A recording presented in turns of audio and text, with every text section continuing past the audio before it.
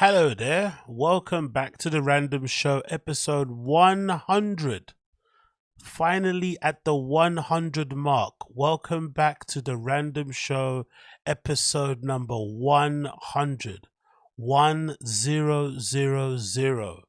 Big up everybody that's hanging in, that's tuning in right now. We are at 100, episode 100. Crazy, isn't it? How quickly this has happened. It feels like just yesterday I started doing these streams. I think I first started calling them Open Tabs, but then I realized Bert Kreischer had a show called Open Tabs. Then I changed it to Random Show. Then I realized I think someone else had the name Random Show, but then I couldn't bother to change it again. So I just stuck with that since then. But it has been already 100 shows. 100. Quite crazy how quickly we reached it, but I'm happy that you guys have been here tuning in with me and hanging out. It's been an absolute blast. I've really enjoyed it, especially considering that I've got my main sort of podcast that I do called the App AgostinhoZinga show, where I mainly talk about cultural commentary stuff, loads of fashion, art, design, all that good stuff. But there's also these other bits and bobs I like talking about when it concerns these flipping LA stand-up comics and, you know, just general news overall that I sometimes don't feel like fits in my main podcast. So it's good to have this other bit, this other show, this other place that I can come and speak about that sort of stuff, and you guys can tune in and enjoy. It's always been a pleasure, never ever a chore. So really happy about that, and I kind of have to give myself a pat on the back and appreciate you guys for joining in, because without the viewers, who would I be? So today we have a very jam-packed show to get into today. As most of you are aware, judging by the cover image of this show, if you're just tuning in, if you come back after the fact, we're going to be talking about, for the main chunk of the show, Brendan Schaub's appearance on My First Million, a podcast that, weirdly enough, I was actually a fan of for the longest time, and I had no idea the guys on that show were big Brendan Schaub fans, allegedly. That's what they say they are. But he went on there to talk business, talk his career, talk all that good stuff, and it was full of so many entertaining bits that I just had to jump on stream and, you know, kind of speak about it with you guys and dissect it and laugh at it as much as possible, because some of the stuff this guy was spewing out on there was legitimately redacted. But of course, we've got some other bits and pieces too that we need to go and run through. So regular random show kind of business. I've got a bunch of topics I want to speak about. I'm going to rattle through them, and of course you guys can engage with me via the chat. And of course, if it's your first time tuning in and you want to support the show and you want to help a boy out, what's the best thing you can do? Smashing the like button. That's it. That's the only thing I ask for. Smash the like button. Show me that you're engaging. Show me that you like what you see. Make sure other people, when they're tuning in, they see that I'm a bigwig and I'm someone to be taken seriously, because they're like, oh my God, look, he's got amazing amount of likes. That means people are engaging, right? If you do that for me, I'll be really happy. Apart from that, I'm just happy you're here, happy you're queer, and we're gonna go straight in with the topics. No delay. So number one topic I wanted to talk about, just to kind of get out of the way, and I don't usually talk about sports, but I just wanted to kind of mention it because I feel like it doesn't get the attention that it deserves, and it kind of relates to another topic I want to speak about. So United today blew a 2-0 lead at home in the Europa League against Seville, our arch nemesis, and just a very legendary kind of, you know, strong European side hailing from Spain. We lost that 2-goal lead, primarily because both of our centre-backs pulled up injured. One of our centre-backs had to go off at half-time, and another centre-back had to come off because they essentially may have ruptured their Achilles. So crazy luck, you know, bad luck in that respect. But as soon as flipping what's his face, Harry Maguire, came off from the bench, right? As soon as that guy came off from the bench and replaced one of our centre backs and played in flipping, you know, in defence, the whole team started acting shaky. The whole entire team started acting shaky, and a part of me thinks, why doesn't that get spoken about more often? Why is it in sports, especially in the UK, if you happen to be English, people go out their way to kind of protect you? There's always this kind of propaganda being spun, narratives being run, just to kind of avoid saying what we all know, that you're absolutely crap. But if it's a foreign player and they're playing terrible and they cost a lot of money and they're on big wages, automatically the wages conversation starts coming up. Are they worth their money? Are they wasting the club's money? Blah, blah, blah. They could have signed this. They could have signed him. They could have signed him. But when it's English players, there's always some kind of propaganda happening. And I felt like in the last week or so, there's been loads of weird Harry Maguire press, like positive press, spin. They've been trying to push out there. Oh, he's doing well. He's flipping, adjusting to what Eric Ten Hag wants from him. He's there and ready and available if he needs to be given a shot. All this nonsense spin. But at the end of the day, the guy is terrible at football. When he got given an opportunity to come and replace one of our starting centre-backs, he came onto that field and in one way or the other contributed to us conceding 2 goals. I hate Harry Maguire with all my heart. I hate everything he represents. Not him as a person, more so what he represents. That English protection squad thing, the fact that we signed him for 80 million from Leicester, the fact that we gave him the captain's armband, and the fact that most likely he's never ever going to get sold anytime soon because he's fucking English. I fucking hate it. It's so annoying. And I wouldn't even call it casual racism. It's like dog whistle racism in a way. It's a strange dog whistly type of racism, where they kind of only, adjust their behavior or how they react or how they act to some of these players based on the color of their skin. And it's so lame. It really is lame. I wish the world wasn't like that, but unfortunately it is. Which brings me on to this topic, which kind of spun me a bit, but also kind of made me laugh because this is something that I've definitely had to face in my own career. Let me just wait for some reason the chat box isn't loading up. Bear with me 1 second. Why does my chat box keep doing this? Every time I start in a stream, it keeps giving me trouble. Why is this happening? Let me just quickly load this up again one more time before we get going. So it's 800 and it's 800 and 1,000. Okay, cool. Let me see if maybe I can delete it and install it again one more time. Bear with me 1 second here. As I get the chat box loaded. Where is it? Oh, where is it? Yeah, there we go. Let me just get this running go away straight away. It was working just before I launched this, so I'm not too sure what was happening beforehand, but hey, we shall make it work. We shall make it work and we shall overcome. That's the main thing, actually. Let's get rid of that one as well. There's another chat box here. Let's get rid of that. Boom. And let's go back. Oh, see, it's loading now. Now it's loading. See? Oh, no, it's not. It wasn't loading. It was a screen. So it's there. Let's copy it. Copied, and let's put it in here. Hopefully this works. Oh no, so it's chat box. Okay. Let's put the URL in there and let's say, was that 800 by 1,000? I said, isn't it? I think there we go. Boom.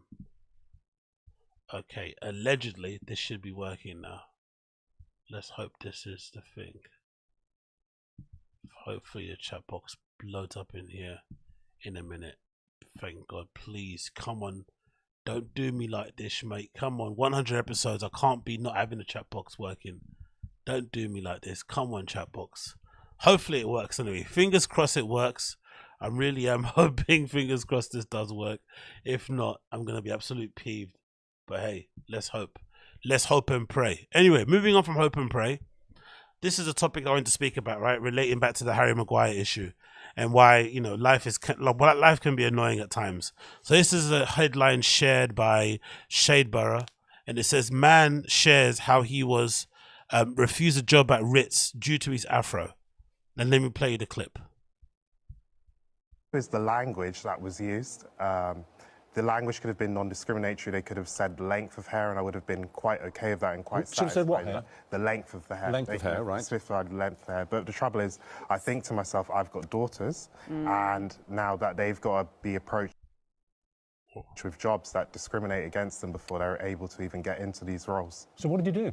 What I decided to do is I sent an email to my MP. I sent an email to the Metro as well. Did you get in touch with the Ritz, though? Of course. Yes. I So spoke tell to us a them bit as about well. what happened with the Ritz. So the Ritz gave me a call back. I believe that someone from their PR team decided to call me instead of the person that offered me the job. She made me aware that their black hairstylist had looked at these documents before and had approved them. And I was quite upset that they decided to use this sort of token as a way of deciding that these rules would be okay. My biggest concern was that this was done in 2021, and I feel like the language used was something out of the 70s, something that my grandparents perhaps had to face when they... Anyway, long story short, this guy gets refused a job at a fucking hotel because they say his hair is too picky, essentially. They say his hair is too unprofessional, it's too unkept for him to be able to work in a hotel. Absolutely wild.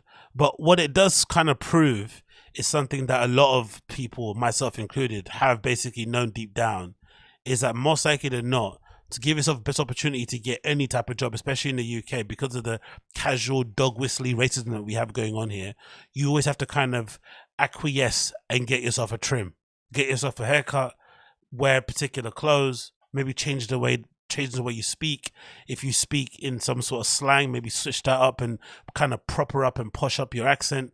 And then you give yourself the best chance to be able to get those kind of jobs, which is silly because once you do get the jobs, most likely there's people who pretended to be a certain way, then go back to how they actually are day to day. So it kind of defeats the purpose, but it's this weird kind of silent game any kind of black and brown person that lives in the UK knows. And what I was thinking about this in general was, this is why sometimes I think to myself, there are occasions, not all the time, because I think I think America's still scary because you guys have guns, and legitimately, if I get into a fight with somebody and I'm beating them up, like I've seen videos of it before. Like if I say I've seen videos of guys, having a fight in a parking lot, one guy's starting to lose, and the losing guy just pulls out his gun and shoots the other person. That is a nightmare for me.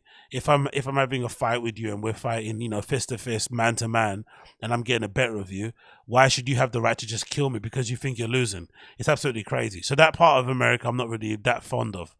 But the other thing that I kind of like in a weird way is how sometimes up front and kind of in your face the racism is over there. It's not kind of done in a dog whistly way. It's not done on a sly. When someone doesn't like you based on the color of your skin, or maybe your religion, or maybe your sexual orientation, it's usually quite clear. They usually make it very, very clear over there in the States. Whereas I feel like in the UK, we have this kind of quiet, fake multiculturalism thing going on, where if you're a particular skin color and you try and go and party in certain parts of central London, certain clubs won't let you come in just based on the color of your skin. Then you'll stand in the queue like an absolute idiot and see other people, groups of them, walk in ahead of you because they look the way that the club actually wants their patrons to look, which basically tells you, hey, they don't want to see a whole group of black dudes. They want to see a whole group of white dudes, or a whole group of dudes who are mixed, and a couple of whites, a couple of Indians, a couple of blacks. It's so stupid. But I think that's the kind of thing that I, weirdly enough, would appreciate. I kind of weirdly appreciate that kind of upfrontness of it, instead of the kind of, oh, let's pretend that we're a multicultural society, but then you go to the Ritz and you put an application in to be a receptionist, a bellboy, a cleaner, and they're telling you, oh no, you can't work for this company because you haven't decided to fade the size of your hair. Because this kid here in this flipping post, he doesn't even look like he's got that bad of a trim. His hair looks way better than how mine looks day to day. Right? And what's he missing? A fade on the sides of his hair? Maybe he's shaping up his beard. That's it. He's hardly got a beard. The beard's not even growing that well, or not even growing that much actually to the side of his face. So how does he look that unkept that he can't work at a fucking hotel? It's absolutely crazy. And who knows?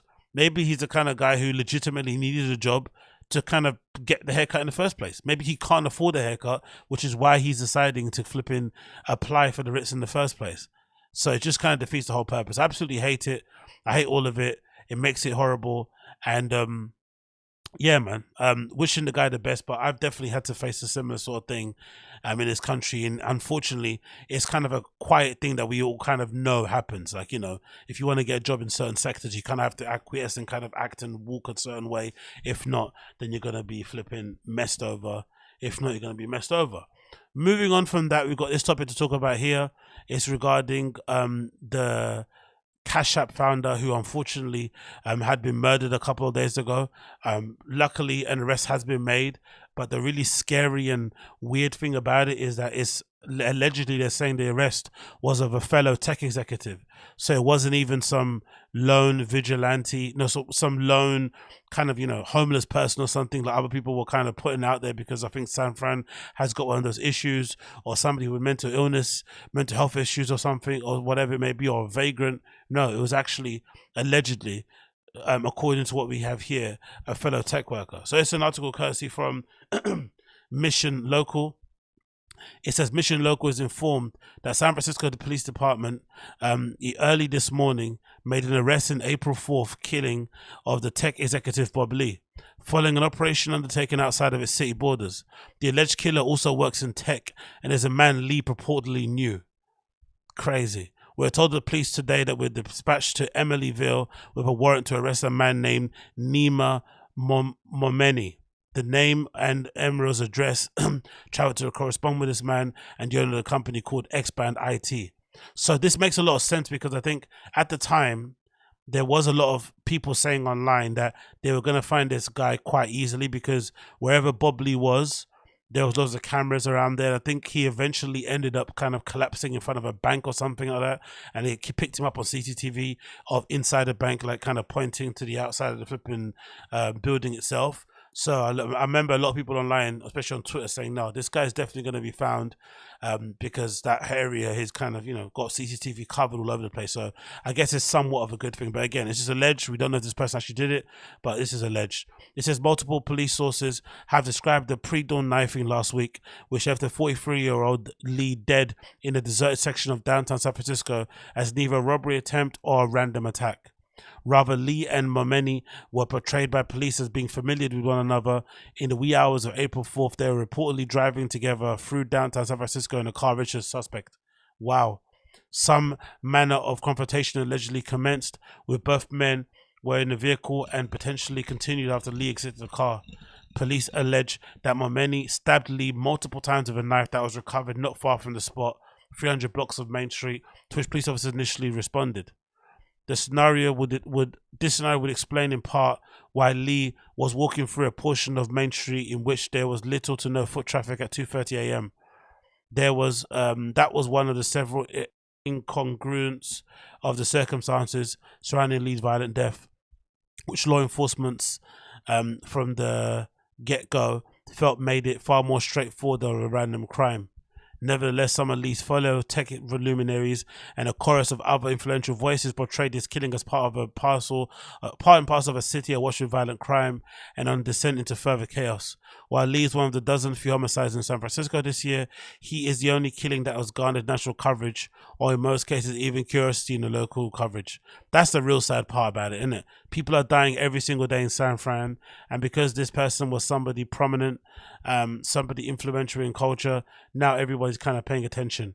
But I guess the only good thing to come out of that is, even though that's the case and many other victims haven't got the same amount of light, maybe this death will actually spearhead some change in San Francisco, and we're going to be seeing some reforms or whatever needs to be done in order to kind of restore law and order, or to get things back to some semblance of normality, because the amount of flipping craziness that happens over there is absolutely nuts. It continues. San Francisco other homicide victims in 2023 are Gavin Boston 40, Irving Sanchez Morales 28, Carlos Romero Flores 29, Maxwell Moutzman 18, Demario Lockett 44, Maxwell Mason 29, Humberto Avila 46, Gregory McFarland Jr. 36, Kareem Sims 43, Deborah Lynn Horde 57, and Jermaine Reeves 52.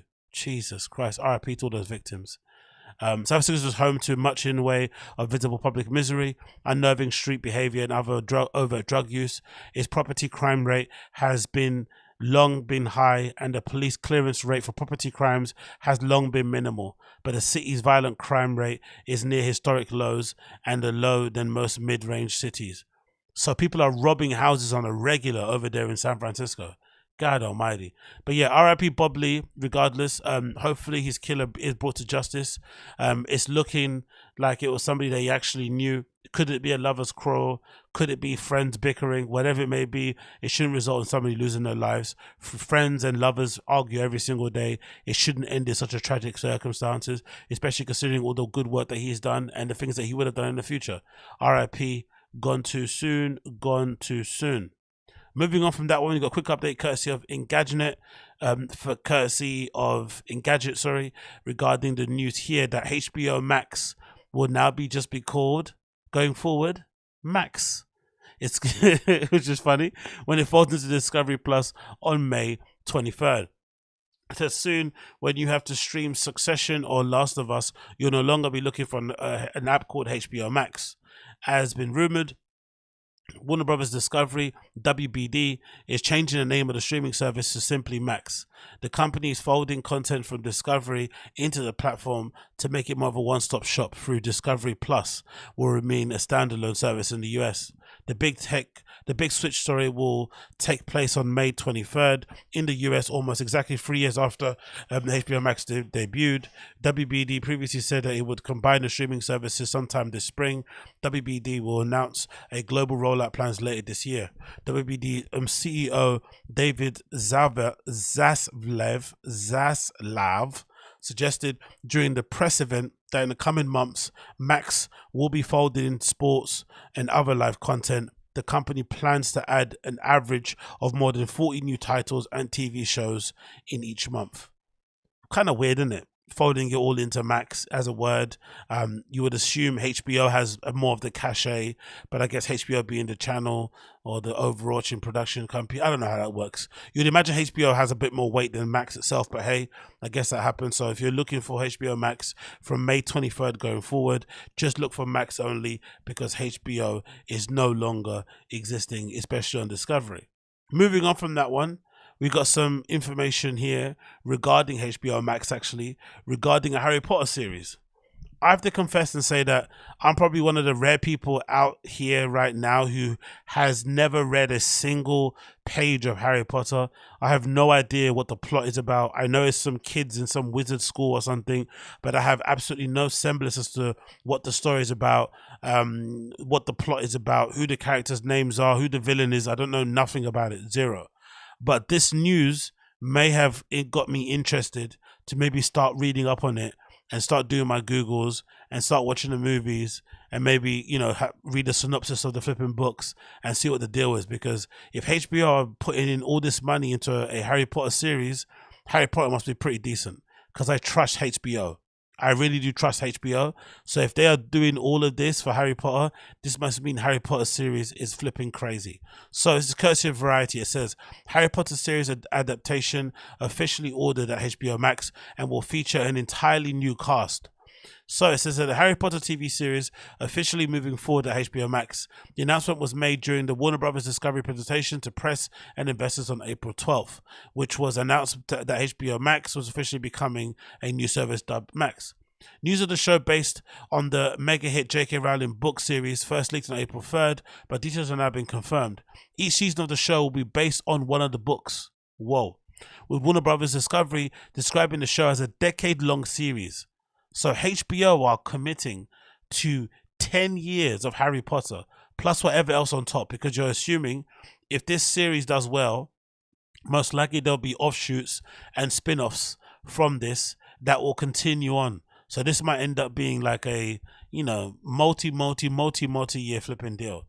It will feature an entirely new cast from the films. Which makes some sense because all those guys are older, I'm assuming. We're delighted to give the audiences the opportunity to discover Hogwarts in a whole new way, said Casey Bloys, chairman and CEO of HBO and Max Content. Harry Potter is a cultural phenomenon, and it is clear that there is such an enduring love and thirst for the wizarding world. In partnership with Warner Brothers Television and J.K. Rowling, this new Max original series will dive deep into each of the iconic books that fans have continued to enjoy for all these years. Yo, J.K. Rowling is gonna make absolute bank. Can you imagine how much money she's gonna be making? She's already caked up anywhere as it is. But the fact that they keep mentioning her in this article, it makes me think she's going to have a real big influence in what the show looks like, sounds like, and just overall the final product. Because she still kind of, I'm assuming, maintains the intellectual property of those books. So big up her for doing a good deal. Maxwell produced in association with Bronte Film and TV and Warner Brothers Television. Rowling will executive produce along with Neil Blair and Ruth Kenley Letts. David Hyman is currently in talks to executive produce as well, so she's definitely involved. Mac's commitment to preserving the integrity of the books is important to me, and I'm looking forward to being part of the new adaptation, which will allow for a degree of depth and detail only afforded by long-form television series, says Rowling. The announcement brings to an end of speculation on whether or not the Wizarding World Harry Potter could make a TV translation. As Rice reported in 2021, the franchise has now proven incredibly popular across the range of media. The first book in the series, Harry Potter and the Philosopher's Stone, or the Sorcerer's Stone in the US, was originally published in 1997. The final book, Harry Potter and the Deadliest Hallows, debuted in 2007. So these books have been done for more than 10 years, right? These books have been done for years and they're still this popular. The last book was in 2007. Yo, I'm gonna have to check it out. But anyway, on top of that, that's great news. So I'm really kind of, eager to see what that TV series looks like. But of course, some people are not happy. And already people have been kind of spouting out saying, oh, why is J.K. Rowling involved with this based on her previous comments? And, they're trying to reactivate the cancellations, which I've never been a fan of. I can understand cancel culture to a certain extent, especially if you can't get, if you aren't afforded the opportunity for justice in the courts. I can understand why sometimes some people want to go back and go into the whole cancel culture thing and try to publicly embarrass people who maybe have done them wrong. But when people say stuff that some people don't agree with and all that malarkey, I think that's where cancel culture goes a bit crazy, especially in this case, actually, because I think in this case it should be easy. Even if you don't agree with J.K. Rowling's opinions, it should be easy to just say, you know what, I don't like the person, but I'm going to enjoy the books. That's what should be happening. You shouldn't be that flipping sensitive where, like, if the person who made the book says something that you don't agree with, it immediately makes you want to throw the books away, burn them, or completely disavow them as or everything they've done. I think that's a little bit OTT. But this headline's courtesy of Variety. It said HBO boss dodges J.K. Rowling in anti-trans controversy after announcing Harry Potter series. It says the announcer during a Q&A with a press presentation, however, executives were least forthcoming about the involvement of creator J.K. Rowling. The author, who will be executive producer of the series, has become increasingly controversial for repeatedly sharing views that trans women are not women and trans men are not men.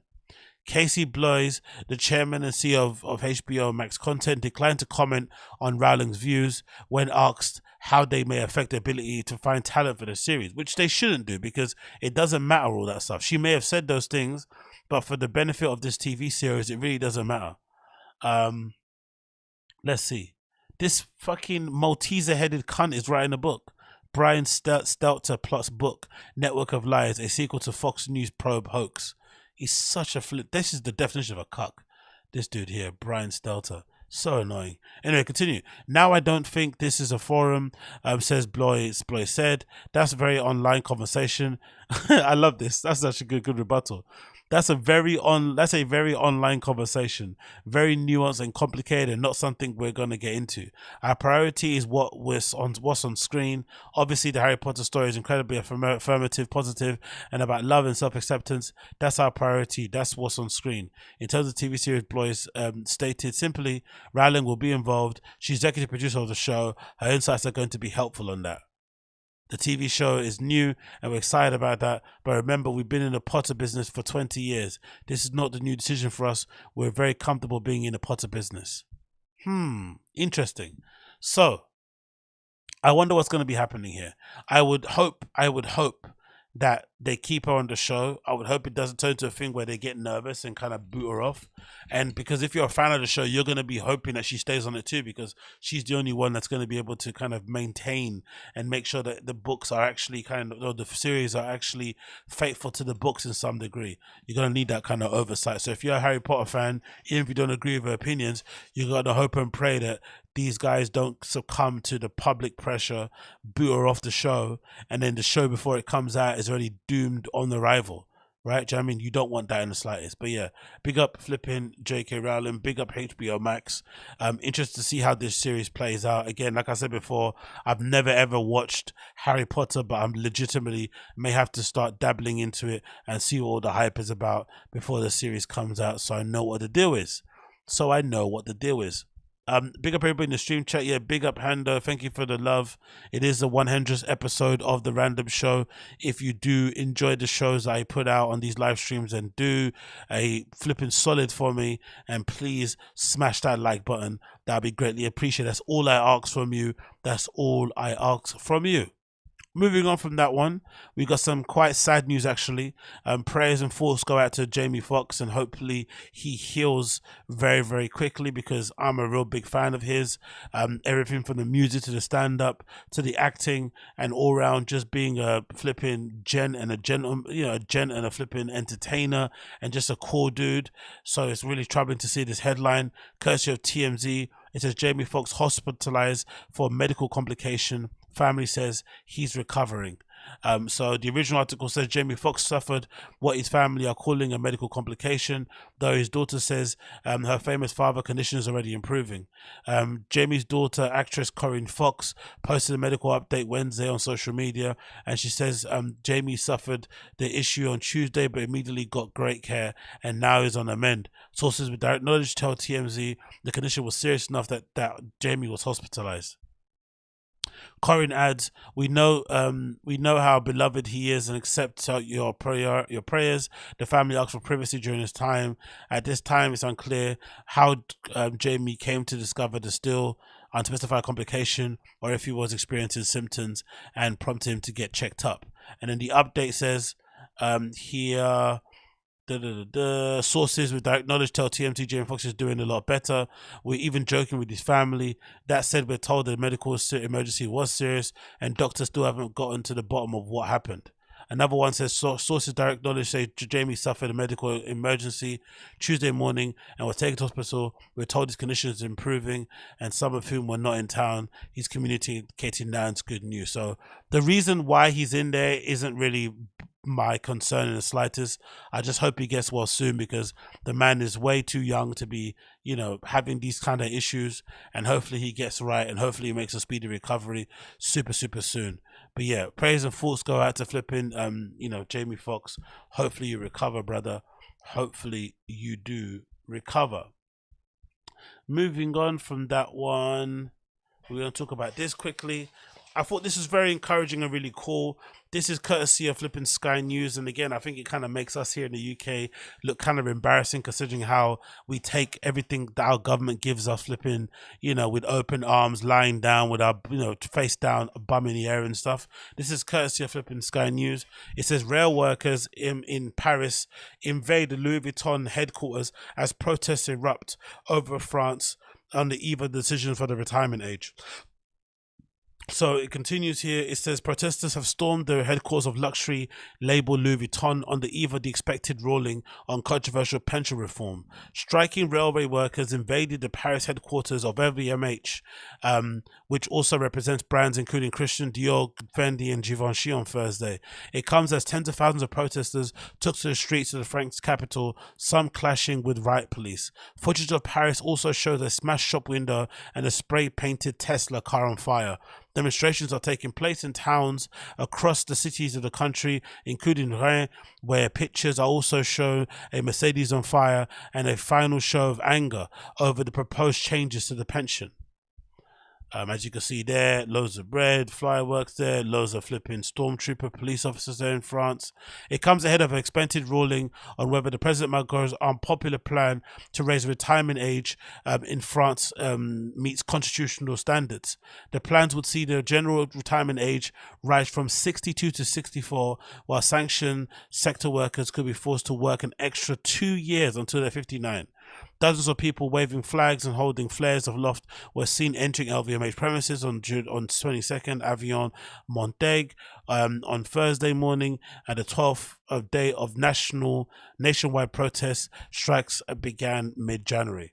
So these motherfuckers, these Parisian, these French absolute dons have been protesting in some way since January, but it's the 12th day of nationwide protest. These guys just do it better, man. And it's really encouraging to see, because I remember there was a time, I think that's when my political will and kind of enthusiasm kind of died, when I decided to take part in the university fees protest that happened here in the UK many years ago. And the whole premise behind it was that the tuition fees that you pay every year to go university were really low at one time. They were like 1,000 or something. And then there was a proposed change that they wanted to put in place where they'd rise tuition fees up to 6,000 and in some places 10,000 per year, which obviously students like myself at the time were up in arms about. And at the time we started protesting about it. We went to the streets, we gathered, we marched, we sung, we fought police officers, we lit up flares, we turned over bins and stuff. We did all we need to do. Then in the end, at one part of the coalition government at the time, I think it was the Labour, what were they called? I forgot what they're called. Nick Clegg, anyway, that guy, because I don't remember, I never forget his name. But representative of that party, I forgot what his name was, what the party's name was, but Nick Clegg, he basically promised that if the kids stopped rioting and protesting, that he would make sure that the student fees wouldn't go up, the tuition fees. And guess what happened the moment we stopped rioting? The fees went up straight away. And they didn't even go up to 6 grand, they went up to 10,000 now, basically. And I think most places only have a minimum of 8,000 tuition per year. So I remember that happening, and how cold it was outside, how horrible that experience it was to be outside protesting, essentially, quote unquote, putting your life on the line, being promised one thing by a politician, and then the politician turning back and doing the complete opposite. And I thought to myself, you know what? No more politics for me. I'm done. I'm over it. I'm done. I'm over it. I'm done. I'm over it. But these French people, they know how to flip and protest correctly, and they know how to get their voices heard. And I wish we do the same in some parts of our country here in the UK, especially considering what our government try and get away with. So solidarity with everybody out there in Paris, all across flipping France protesting, really, yeah. And I really do hope, fingers crossed, that they're able to get that change that they need, and they can push back this stupid legislation, because it's going to mean a lot of people are going to be forced to work way longer hours, which is obviously something that most people wouldn't want to do, especially considering the economic conditions that we're in at the moment. Let's play a little bit of clip here from Sky News. Hopefully I don't get cancelled for this. These are the live shots. These protests across the country, but this is specifically in Paris. You can see the police lining up with protesters opposite them. And this is basically after trade unions urged what they want to say is a show of force on the streets. And it comes a day before that Constitutional Council's ruling. And that will be, there you go, that gives you more of a sense of just how many police are out so on the many streets. people. Lots of protesters, as I was saying, after those trade unions urged a show of force on the streets a day before that ruling. So what's going to happen tomorrow is the Constitutional Council is going to rule on the legality of the bill. And that bill, if it does go through, it will raise the retirement age by 2 years, from 62 to 64. Absolutely heinous. So yeah, solidarity with everybody over there across France, across Paris, and anywhere else in between. Hopefully you get your way. Hopefully you get your way. The Tuskies comment here. I saw one dude standing on a castle yelling about a revolution, and it was kind of hot. Yeah. The French have a way about them. I think I went to Paris recently, actually. When was it? Maybe a couple of years ago. And I finally got it. I've been there many, many times, especially with my family and whatnot, and I never really got the vibe about it. And especially when I went when I was a little bit older, I kind of felt like everybody was really pompous and up their own arse, which they clearly are. And I just didn't like the vibe of it. But then when I went back a few years back, or a couple of years back, sorry, I did go with no, I met some friends there, and that's when I saw a different side of Paris, and I got to see actual Parisians day to day, and I understood why people kind of like that place and the love that they have for it, especially when it comes to what these people look like, because they have a certain je ne sais quoi about them that is really hard to pin down, especially some of the women. Like they don't even try that hard, and they seem to just always look chic, always look well put together, and it's just kind of amazing to kind of see from afar as a tourist. To be honest, it's really really cool. So for sure, if you're into those kind of dudes or guys, you know, Paris is definitely a place to go to, because you'll see some very well put together human beings just walking down the street, minding their business, living life, doing the normal things, doing the normal things. But yeah, big up, big up, big up, big up. Yes, big up Uche. Yes, yes, you know the vibes. 100 crew. 100. 100. We're here. 100 gang. Big up everybody hanging out. Make sure you smash that flipping like button for me. That'll be greatly appreciated if you are vibing and enjoying what you're seeing today. So, I want to find out what's happening with my guy Wings of Redemption. If you don't know Wings of Redemption, right, this absolute ogre over here, right, is going to be boxing and fighting another ogre called Boogie in a celebrity quote unquote boxing match. And I guess, you know, it's been a bit up and down in terms of getting a deal done, because I think Keemstar's organizing it, and maybe there's something about sanctions that are happening. I don't know what's going on, but in terms of confirming the fight, there was a lot of kind of, you know, confusion as to whether or not it was actually going to happen, because I think neither of the guys have got a contract. But Wings has just confirmed, based on this title from this detractor called Lummox, who I'm a big fan of, that he has got the contract but he hasn't signed it yet. So I want to see what is Wings up to. Why hasn't he signed the contract yet? What's going on? Let's check out what Lummox has done with this amazing video here featuring Wings of Redemption.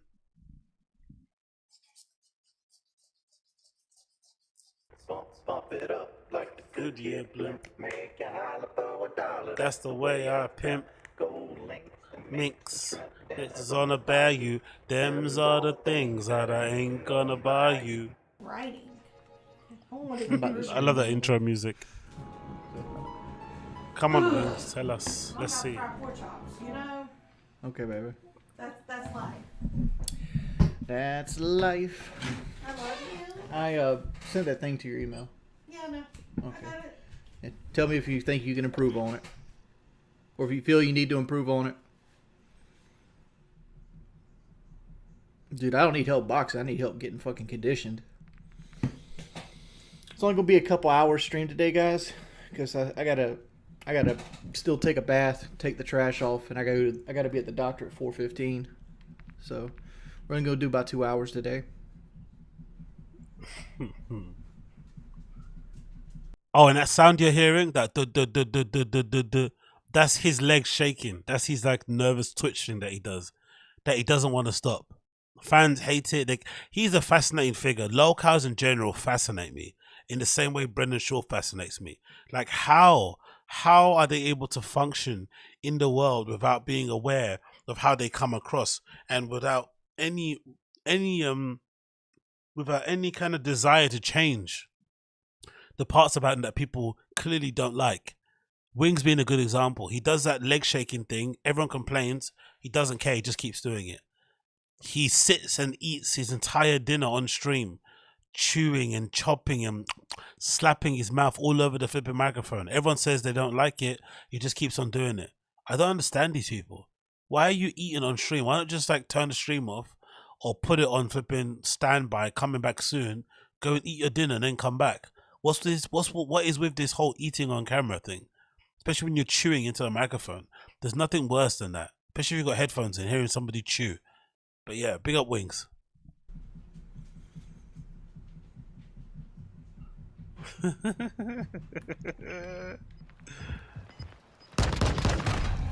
What? Wow. want to go. Okay, let me not play all the gameplay. I want to find out why he hasn't signed the contract yet. Let's see what he says here. By dickhead Donnie. Oh shit! Can you tell us? His Please? Boogie's new video. I'm not going to.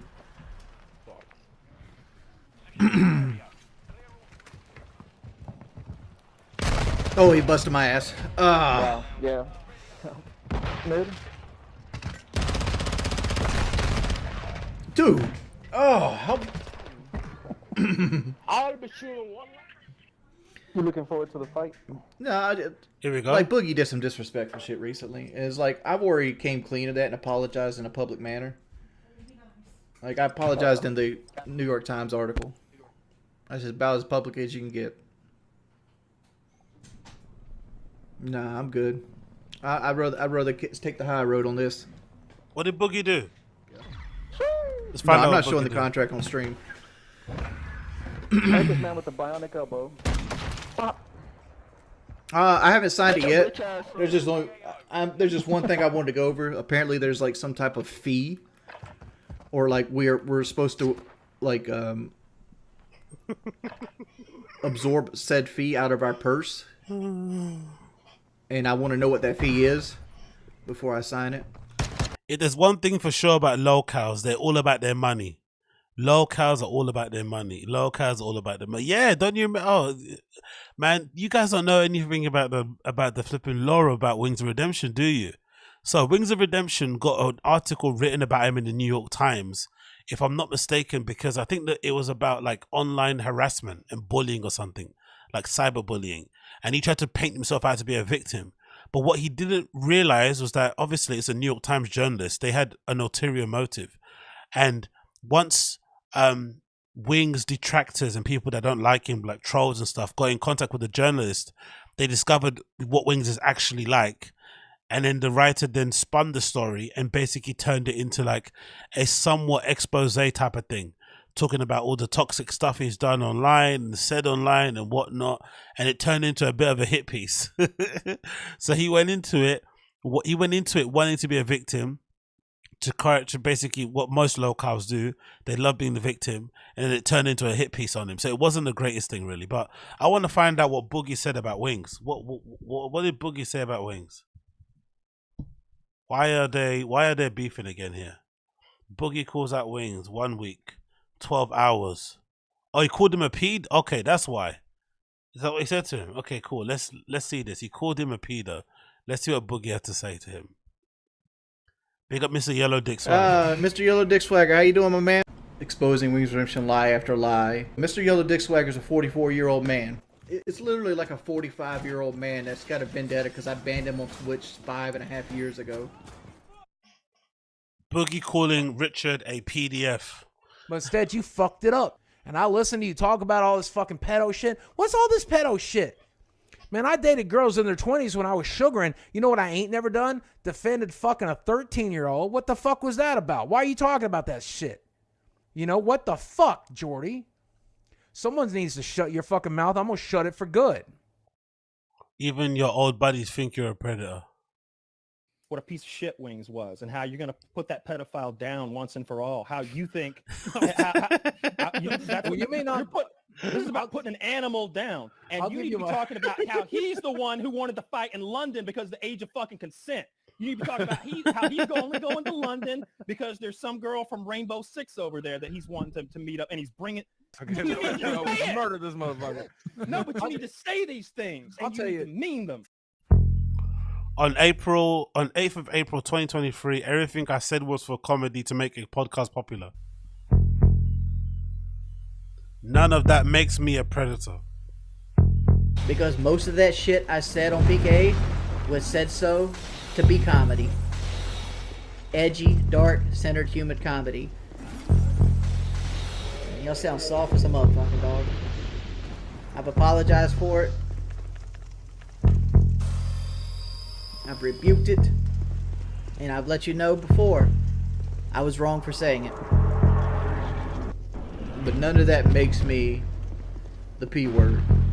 It's a small reminder of all the PDF clips we have of comments. I've seen an underage kid get his dick sucked on YouTube. Dead serious. Don't ask about the video now. It's probably took down. Mine was I watched 14-year-old throat fucked by a horse until she vomited and it came on her face. Jesus Christ. I was like, why am I watching this? What did you get survive? That's what I want to know. It was like, I don't even know how I got to the dark side of the internet that day. That's not even the dark side of YouTube. That's the dark side of the whole entire. So what they got to do is they got to get 3 underage girls and pay each one of them, just hand the money off. So they're. You kind of need to be over 20. Like you kind of need some alcoholics to make a show good. You know. Right. Yeah. There's room to make the show good. Come on now. All of them are underage. That means they can get the underage hookers and it'd be consensual. Oy. They should put me on that show. I'd be out there with Jericho. I'd bring a bitch in and be like, "What you doing, Wings? I'm about to go have the fun movement." What I admitted to seeing on RTU, let me say it again, and I'll say it. What I admitted to watching was a video was sent to me on Skype that was on YouTube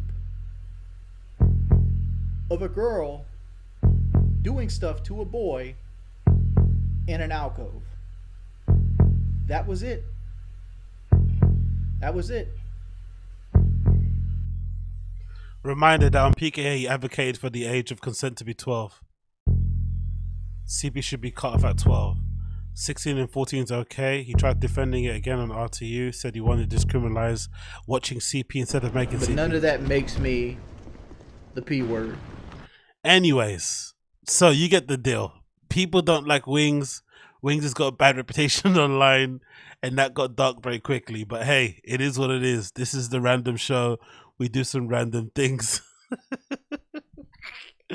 Oh my god. Anyway, moving on from that one. So let's talk about the main chunk of the show we want to talk about today, concerning the old Brendan Schaub. So Brendan appeared on this podcast called My First Million, which I'm kind of very aware of, because I've been a fan of the show for a while, and I had no idea that these guys were actual fans of Brendan. So when I saw this crossover, I was kind of surprised. Like, what the fuck was he doing on that show? But then I also thought to myself, you know what? This will actually be a pretty decent show for him to go on, because they're they're basically business minded. Essentially, the clues in the name, My First Million, where it's, they kind of profile and speak to entrepreneurs and small business owners who, have a business, and what they did to get to their first million and how they're scaling it and that and beyond. And it's pretty informative. They have other bits and pieces on their podcast too, where they talk about news, about entrepreneurship and business. They might give you tips and tricks and ideas and stuff that you can do. It's all really good, handy stuff. They have another arm of their business, I think it's called Hustle, where they have this kind of blog where they write articles about business as well. So if you're into that kind of world and you want to have your own little, startup or muse or little business on the side to generate some side income, these guys are really good guys to kind of follow and check out. So the podcast My First Million is really good. But over time, I kind of got turned off by them, mainly due to the one dude, the white dude in the group, in the duo, called Sam Parr. He's a little bit of a cunt, in my opinion. He can come across a little bit insufferable. I think there was a period in time, maybe because he sold his business or something. I think it happens to most podcasts. He started to change. I think he sold a business for a crazy amount of money, if I'm not mistaken. Again, I'm not really too sure what happened, but something changed in how he kind of was acting on the show. He started to act like his shit doesn't stink anymore, and it kind of turned me off. And naturally, most of these shows, because there's so many of them, I don't really make that big of a fuss about it, because who gives a shit what I think. I just stopped listening to it, and I haven't really paid much attention to it, but I'm still subscribed to it on my flipping Apple Podcast. I'll see it pop up from time to time. If I see an episode title that I like, I might check it out, but I don't actively check it out as much as before, because basically one of the co-hosts on the show, Sampar, turned into a bit of an insufferable cunt. But apart from that, the show's decent. Very good show. So to start off with, Brendan Shaw went on the show, and I have to be honest, just to kind of give the positives first, I thought the first 20 minutes was pretty solid. If I'd extend him an olive branch, I'd say maybe the first half an hour. He did a really good job of kind of presenting himself well. I think somebody mentioned it in the subreddit, but this is the most this is the most eloquent I've ever heard Brendan sound without wanting to sound like a business person. He just sounded like he woke up early. It sounded like he had his coffee. It sounded like he maybe went for a run, maybe did a couple of star jumps before he did the pod. Like, he was sharp and on point. This is the best I've heard Brendan sound speaking in like forever. I was like, who the hell is this guy? He actually sounded quite like, he actually sounded like the old Brendan that you would have maybe been a fan of. So that was pretty cool. But then as soon as it got into the questions about stand-up and about, his career and about his goals and stuff, that's when it started to fall apart, because he just didn't really have a clear answer, or he was making it up on the fly, or he was just being full of shit. So it was kind of difficult to get through. But I thought the first half an hour was solid. I thought he did really well. I thought the host did a good job of asking him some pretty decent questions that he could kind of rant and rave about. And in general, he was an actual good time on this show. I actually do think he did a pretty good job on this show altogether. So I'm not going to give him any kind of hassle about that. But there are some bits and pieces in this show that I think that we need to kind of discuss further. And I actually went through it and pulled loads of clips. Actually, I think I've got a few clips on here that I'm going to pull that we're going to talk about on this stream. So we're going to just dive in deep and kind of go, what should we start from? Let's start from the first one. Let's start from the first kind of short clip towards the beginning of the show. And we're just going to go through them. And what I'm going to do, just to make it easier for when I clip it later, or from people just watching it in general, just to make it more of an enjoyable experience, I'm going to just play the clip in full. Then I'm going to go back and basically make some commentary on top of it. But just so if I clip it, people don't get annoyed. Oh, you talk too much. Play the clip, which is always annoying because it clearly says in the description that it's a clip from a stream. But I get it. It can be annoying when people can't keep rambling. So let's play the first clip of flipping Brendan Schaub on My First Million. And, he already started off with a bit of shaky ground, some lies here and there, a couple of funny ones. But this is Brendan Schaub essentially explaining how he got his start in stand-up comedy. And I think, in my opinion, this may add some credence to why some people don't like him. And I think this is one of the bits that he's not really aware of for some reason. But let's play the clip anyway so you can see what I mean. This is the first clip. Let's play it so you can see what I mean. 1,000 reps on podcasts with comedians, keeping up with them, making them laugh, being, really quick at it. And then really it's almost the perfect situation in order to get started in stand-up, because the Find the Kid got, so popular. We do live Find the Kids. But remember, Brian Kelly's been doing comedy for 30 years. So when we got offered to do a live Find the Kid, I told Brian, I'm like, you ever been to a live podcast? They suck. It's two guys on the mic. They're the worst, dude. And Brian goes, no, man. No, I've been in show business for 30 years. We're going to do a performance. So I go, okay, what do you want to do? So we came up with this whole idea to make it a show. And Brian at the time knew I wanted to do stand-up, but he didn't want to, I guess, scare me, because it is scary, especially doing in front of these sold-out crowds when most people are doing open mics with 15 other salty comics, So for me, doing it in a sold-out crowd, Brian go, all right, here, because Brian was always late to the podcast. I'm very professional. I'm not late. I'm never late. In whatever 12 years of podcasts, I've never been late. It's not what I do. So Brian would be late, and he used to drive me nuts. I used to roast him every time he come in late. He was like, so our first live show, let's keep up with the theme. We're going to pretend I'm late. I'm not there. And you got to start the show by yourself. So you're going to tell a story for 10 minutes, and I'll come in, you get all upset. We do the whole act. I'm like, all right, cool. I'm like, I can handle that. So I tell a story because I was good at telling stories. So that carries on for, 4 or 5 shows. And then again, we're at, I forget, probably Portland or Seattle, some sold out theater. And I'm backstage before the crowd. I'm pretty nervous. I tell Brian, I go, man, I don't know what story I'm going to tell. And, Brian was like frantic. He was, again, he's looking for something. He goes, what? I go, I don't know what story I'm going to tell you. He goes, what are you talking about? Story? You're doing stand-up, dumbass. I was like, oh, and then it just clicked. I'm like, oh, so storytelling. You just told me that because you didn't want to scare me. He goes, correct. You're doing stand-up, dude. And I was like, oh, that's what I'm doing. So shortly after that, I come to the realization, like, this is stand-up. It's just your way of doing it. So then we do a live fight with the kid at the Comedy Store, the world famous Comedy Store, which as a kid was like, the Mecca. It's like Madison Square Garden for basketball. So we do the Comedy Store, goes great. And then 6 days later, I'm driving. I get a call from the manager of the Comedy Store, Emily, and she calls me and she goes, "Hey, Brad, this is Emily at the Comedy Store." I go, "Hey, how you doing?" She goes, "Great show the other day." I'm like, "Thank you." She goes, "Hey, we're seeing if you'd like to do a set in the belly room. Give you 6 minutes." I go, "Let me call Brian Callen and see if he's available." She goes, "No, dumbass, just you. You had a great set the other night." I'm like, "Me? You want me to do stand-up at the Comedy Store?" She goes, "Yeah, it's in the small room, the belly room, but if you want 6 minutes, it's yours." So I was like, "Say less." So I did that. And then there was just, that was in 2014, 2015-ish, like early 2015, probably right around end of 2014. And then just, you get that bug and then it's off to the races, man. I knew it was, it takes a lot of work, but back to the point of, getting tossed in the deep end, I'm doing stand up for about 2 years. I think I'm the fastest comic to ever get a network special at Showtime.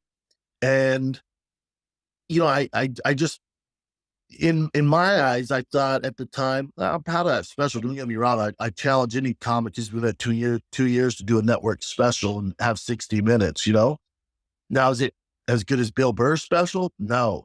But in my head, I thought people would see that and go, "Oh my God, for only doing 2 years, look at this guy. Think how much better he's going to get in 4 years and 5 years and 10 years. And where's he going to be on 15 years? But a lot of people don't have that insight. And they don't give a shit about that. They don't see it like that. And, and again, this is a while ago, so I was young and I always, it could be an asset or it could be a huge gaping hole that I have, but I always see the best in people in society. Like I don't pay attention to hate. Everything's all good. I gravitate towards positivity. So I was like, for the most part, people are like, "Oh, this guy's been 2 years. This is good for him." No, man, when you do that, what happens is it actually pushes you further away from them. I thought it would bring me closer to being legit and be like my peers. No, it pushes you farther away because a lot of those guys that I mentioned earlier on, and even outside of those guys, a lot of famous comedians, it took them 15, 20 years to get a network special. So there's a lot of, it's not even jealousy. It's just like, it rubs people the wrong way. And I didn't see that coming. I gotta be honest. And I don't think really anybody did. So absolutely redacted, right? There's so much to get in on there, but we need to dissect it. The first thing that needs to be mentioned here is that there's a bit in this clip where Brendan essentially says that open mics are basically pointless. Like he didn't need to get an open mic. And his kind of excuse for it was that he was getting his 10,000 hours in, his kind of reps and sets in by going back and forth with comedians on his podcast, The Fire and the Kid.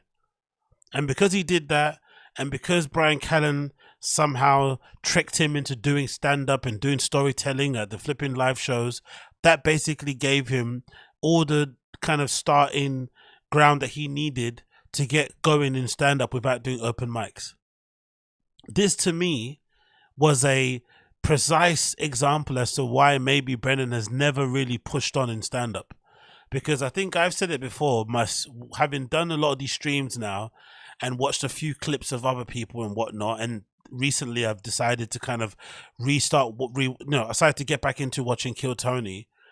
It's actually quite understandable why someone like Brendan has this weird delusion and kind of sees himself way better than what he actually is. Because I think most likely he compares himself to others quite often. And if you look at other comedians out there, especially if you check out, shows like Kill Tony, there is no real middle ground in stand-up. Either you kind of have it or you don't, but there is no middle ground. There's no people that are just ordinary. They're either really good, or they're on the cusp, or they could be good in a few years, or they're just really terrible. And the really terrible ones, the super depressing ones for me, are the guys and girls who have been in it for more than 3 years or so, and they still have nothing to show for it in terms of actually being good at what they do.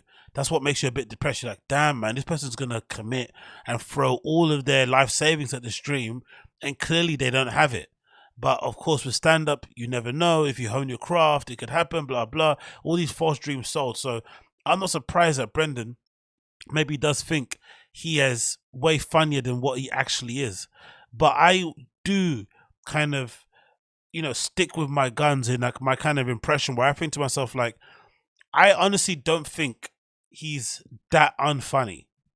What I think he's bad at is obviously the craft of stand-up comedy, because he never did it.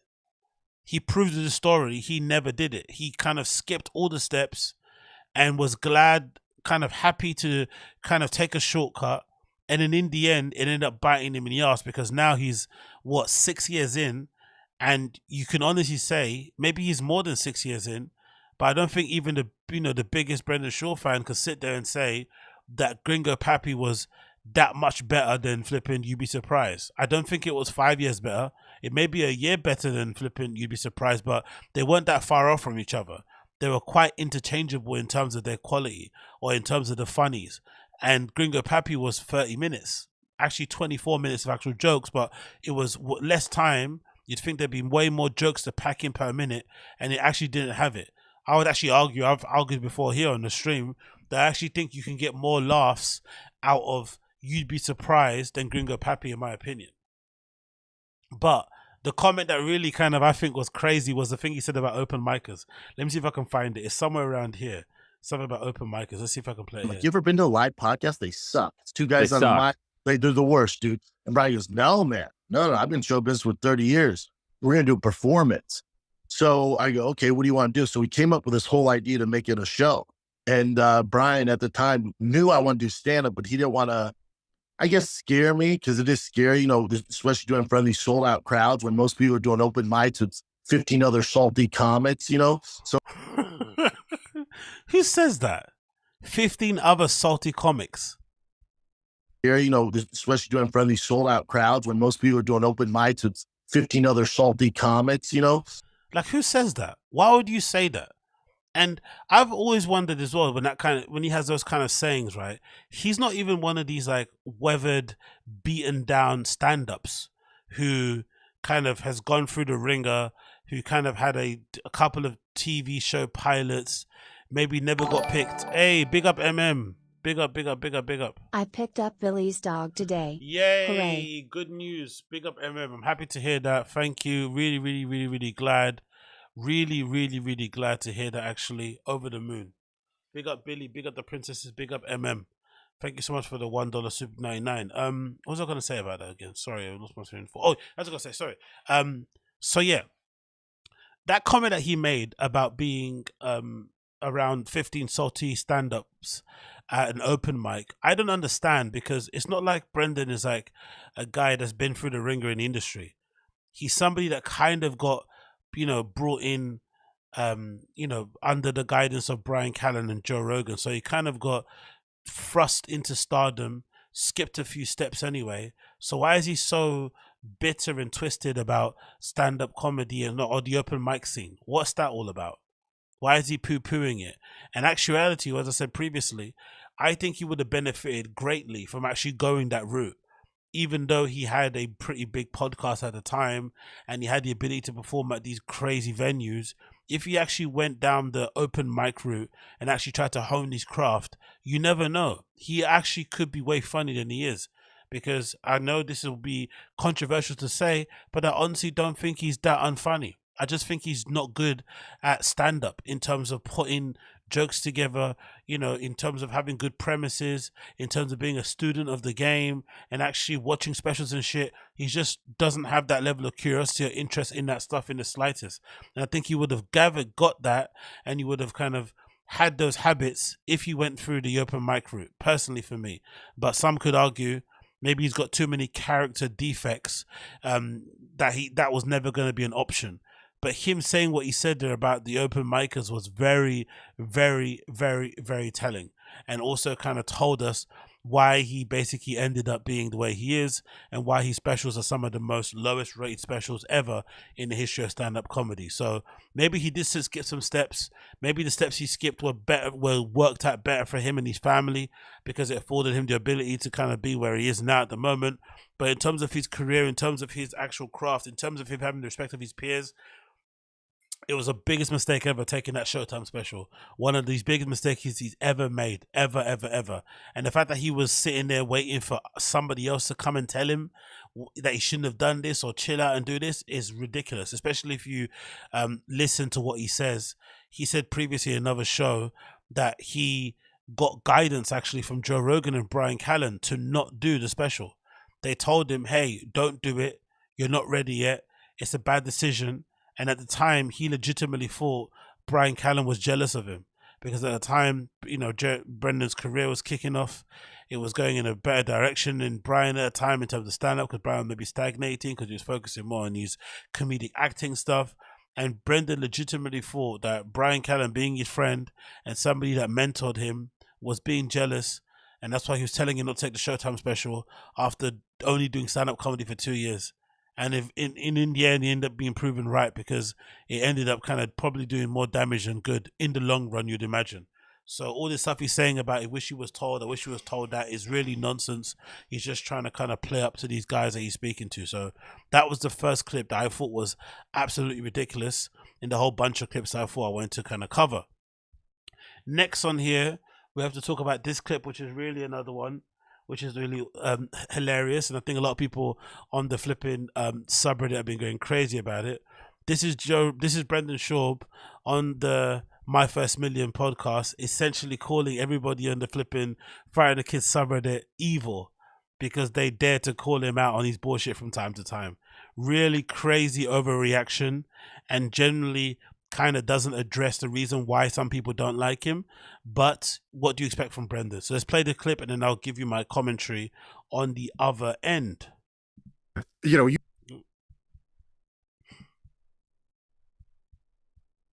let's go. You have, for people who don't know, you got a big fan base. You got a big anti-fan base. And Yes, the anti-fan base, I think, is on Reddit. I go to this subreddit a bunch, but I'm not it's weird. I like you, but I also find it funny. Like, they're so clever. These people are and kind of dicks, so funny, but they're also funny in the same way. Like, it's kind of this double thing. I'm curious, like, for you, obviously that's like, you know, it's probably funny for me because I'm outside of it. I'm not the person that's the butt of the joke in some of these cases, but you know, me and Sam got maybe 1/100th of the like kind of the passion and hate that you have because you've been doing this a long time. You've made it pretty big. But when I read our YouTube comments and I see something like that, it stings in the moment. But also, there's a lot of times where I'm like, they're not wrong. Like, you know, there is some truth to where they're being a dick about it, but there's some truth to where what they're saying. I could see that. I'm curious for you when you hear about the sort of the stuff on the subreddit or you check it out or whatever. Do you have any moments where you're like, all right, they're kind of being mean about it or they're being a dick about it, but there's some truth to what they're saying? Yeah, I'm sure. You know, I don't. In all honesty, I don't pay attention to it. I think it's a bad thing whether you pay attention to the negativity or the positivity. Yeah, I think you just got to keep doing your thing. You know, my heroes growing up didn't live this world, you know, so it can't be healthy. I think we'll find over years how it affects the brain, how it affects creatives and businessmen who do pay attention to that stuff and read the comments and stuff like that. So I don't want to be that sample size. I'm not going to be. You're not trying to get that digital CTE of reading comments every day. I already have enough CTE, man. I'm about to ride my Porsche off the PCH. But I think with the Reddit group, it's interesting because, you know, the watch everything you do, and there's some things that I'm on board with, and then there's a small select group on there who are just evil. So there's difference between hate, which I get. I give you a lot to hate on. I do a lot of content. I make a lot of jokes. I offend a lot of people. I get that. You don't get to a certain level without getting a lot of haters. You just don't. If you look at Logan Paul, Drake, LeBron James, name the massive celebrities that we have in this world there, and you go online, you read their comments, or my buddy Joe Rogan. Nobody, you know, I don't know anybody gets more hate than that guy, but he gets more love. You know, I'm in the business of likability. So if you watch my podcast, you buy a ticket to my stand-up, you buy the merch, you buy the whiskey, you're a fan. I make a living off likability. So I don't give the hate energy. As far as the Reddit goes, I get it. And some of them are really funny, and I appreciate those guys, whether it's good or bad towards me. it gets a little dicey when they want to.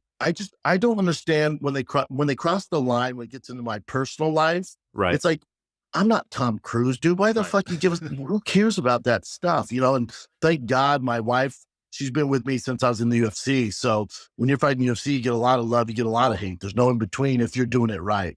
So she's conditioned to that. She doesn't pay attention to it. She doesn't care, at this point. So thank God for that.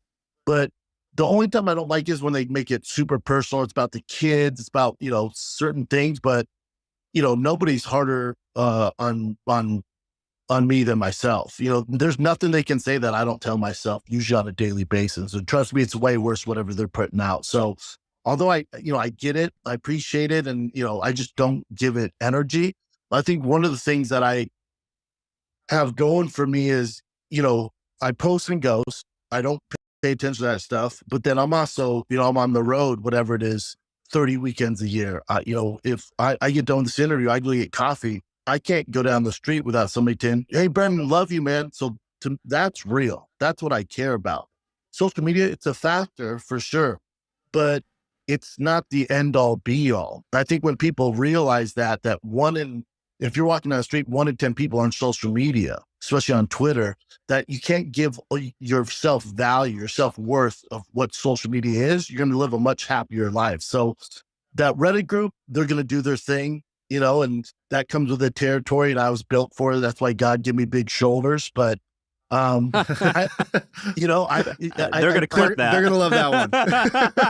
Yeah, I think I was built for it. And then also if you look at me, I know, I probably look like the guy that bullied you in high school. And they'll use some of that, like, oh, Brendan's a bully or whatever. And I know I look like the guy, but if they actually knew me, these people know me. They've never met me. They're not buying tickets to a show. So I don't give it energy, because if I did, I wouldn't have a business. I wouldn't have this house that I'm talking to you guys in right now. So, I think the lines get blurred where it's like, oh, he's a big, strong guy. He's fighting UFC. He can handle this.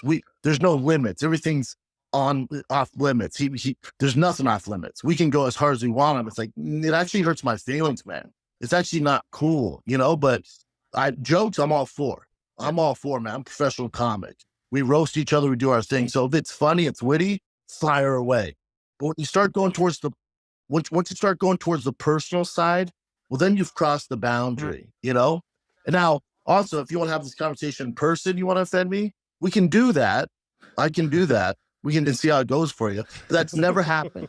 As long as I've been in entertainment, I've never run into anybody that said something to my face. So I get what they're doing. If it's funny, it's witty, and they're going to do their thing, I actually appreciate it. But when you cross the boundary and you disrespect me a different way, that's where I have an issue with it. When I say issue with it, it means it hurts my feelings. I'm not going to do nothing to you. I'm not the bully you expect me to be. And then also, I think that subreddit has crossed the point. Not all of them. Some of them are actually just funny and they're fans and they just show it in a different way. And I understand that at my age. But, a lot of them have crossed that boundary where, they hide behind this keyboard and they want to do evil things, which I don't understand. To me, it's like, and for what? For what? Because I do stand up? You don't have to buy a ticket. Because I do free podcasts? That triggers you? Right. Well, you don't have to watch. So I'm just cut from a different cloth. I'm just a positive person. Now, there's some podcasters that will lean into it. And if there's beef between comics, they'll lean into that. And they like that controversy and that drama all the time, like it's Real Housewives of LA. And I would probably be much more famous and much further along my career if I entertained that.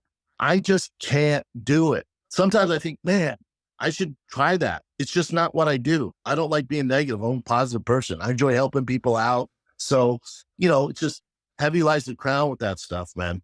You were saying how when you moved that was to a LA, long rant. I apologize. No, it's good. Yeah. A lot to unpack on that one. Oh my God, man. Jesus Christ. Okay. First of all, he's calling everybody on that subreddit evil. So in kind of by default, he would probably be calling me evil also. I take umbrage to that because he initially says people are evil because they're including his family. And I take umbrage to that because I think there are some people on the subreddit who do post pictures of his kids, who do post pictures of his wife on the sub. But for the most part, the majority of that content that's on there, because again, he's a public figure, so he posts this stuff being a public figure on his social media account. His wife is also a quote-unquote public figure. She has a verified account on there. She has, you know, she has these flipping, it looks like an account that is a Stan account that kind of follows her around and retweets stuff and likes stuff and comments. So clearly, and videos and stuff about her being interviewed and stuff, clearly she's got a persona about her as well. And if I'm not mistaken, I think Brendan Shaw's wife used to be a journalist or doing some things for the UFC in Latin America or whatever it may be. So they're two public profiles. They're two public personas, sorry. They've got a very public, you know, facing social media presence. They post their kids all over their social media. So it's no surprise that some of the quote unquote fans on the subreddit would post some of those pictures on the sub like any other subreddit does. Yeah, if he's comparing himself to Drake and LeBron James and Logan Paul and all this stuff, whatever those guys post on their social media, most likely will end up on the subreddit as well. That's what you'd imagine. But I think the majority of the content on those subs is basically all about the dumb things Brendan says day to day. And if he would stop saying dumb shit, if he would have an ability to maybe, you know, maybe not lean into the meme, maybe not lean into the jokes, but at least laugh at himself a few times, at least be somewhat able to acknowledge some of his shortcomings, some of the things that maybe might make him look redacted to some people's eyes, he would amazingly overnight probably, you know, drive that place to extinction if he did so. But because he's maybe just not that guy, and clearly there's something, I'm not sure if it's even broken or just the way he's kind of wired, that place is always going to exist because he's always going to be able to provide them with amazing content like this that people can dissect and laugh at, you know, every single day, because this was incredibly unhinged and really, really insane. Because if we're being completely honest, you could also go as far as saying no one will post your wife on that subreddit if you stop cheating on her. Allegedly. The main reason why that all happened was because of that, because he purported or tried to put out a certain image about how he acted at home and how he was with certain things.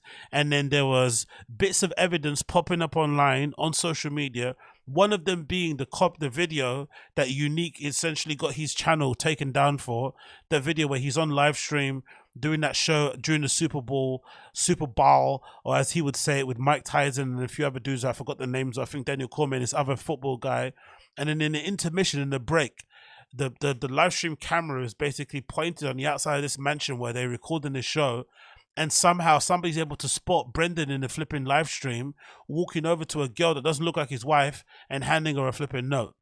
And then she's doing some sort of pose or something like, yeah, I got that man, or so, whatever it may be. That's what uncovered and unraveled this whole story and this whole episode of this whole cheating arc, which is probably why some of those guys on there are going out of their way posting pictures of the wife on there, because it was another narrative, it was another saga, another arc in the story. So he could immediately stop that shit if he just would stay at home. If you'd maybe chill out on going on the road, relax with the addies and baddies and nonsense, and just stay at home, maybe no one would post his wife anymore because of that. But because he opened that door, and I think there was another period in time as well where somebody leaked messages that he was sending to some baddies on that subreddit. That's why that narrative of kind of posting his wife on there has been kind of constant. And I'm sure some people on there also don't like her as a person because of what she kind of looks like on the outside. Maybe she might be a bit materialistic, a bit of an airhead or whatnot in her own regard. People go out of their way to post that as well and keep that kind of narrative going. But it comes back down to the main basis of what I'm saying here. He could really contribute to halting the amount of posts that people post on there about his family if he stopped doing fucked up shit, stopped cheating and stopped saying stupid things on podcasts, and immediately that half of that subreddit's content, or maybe more than half, is already gone. But he doesn't. He doubles down. He does all this nonsense. He plays games. He tries to be a victim. Then he tries to be a bully. Even in this clip, he says something about, oh, he's not the bully. He's the nice guy. He may look like the bully that bullied you in school, but he's actually the nice guy. But if you want to meet up and discuss stuff in person, he's willing to do so. So what are you? Are you the victim or you're the aggressor? Are you the victim or you're the perp? Pick one. He wants to be both. He wants to be, oh, this is not nice, hurt my feelings, but also if I see you in real life, I'm gonna break your face. It's like you have to decide which one you want. And then if you want to break the person's face, you have to kind of ask yourself, what's actually making you that angry to go to that point? The fact that some people are pointing out that you interrupt people, that you lie, allegedly, that you may kind of embellish your stories, that you maybe come across like a bully at sometimes to some people. And let's go back to the other point also. He said, oh, why don't you like me? Because I just do free podcasts. I really don't understand this inability that he seems to have, and maybe a few other stand-up comedians seem to have, where these guys put out a lot of content, right? And sometimes when you put out a lot of content, you may slip up and say stuff you probably didn't mean to say. And sometimes you may just be more honest and forthright with kind of presenting yourself a certain way online, because you're online, you feel kind of safe. But usually you'd imagine a lot of your fans, because they consume a lot of your content over time, they kind of get to understand who you are as a person. And sometimes, through no fault of your own, a fan could just watch your content and think, you know what, I don't like you. I'm cool on you. For whatever reason. And in my opinion, I think they're completely justified to say so. You may have not done anything wrong, but in their point of view, from their eyes, from what they've seen, they don't like you for whatever reason. And I think with Brendan, he's given people plenty of ammunition to say why they don't like him. From the cheating thing, from trying to hook up with Kalila behind Bobby Lee's back, who allegedly was a friend at the time, from the constant interruptions of guests on the show, from the lying about anything minute, from flipping achievements to diets to money to all that malarkey, from the backing up of Brian Callen and Chris D'Elia, like from the how he treated his other co-hosts.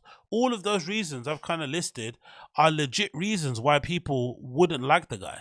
But for some reason, he can't understand that. He thinks it's only because he does podcasts and says controversial things. He doesn't say anything controversial, though.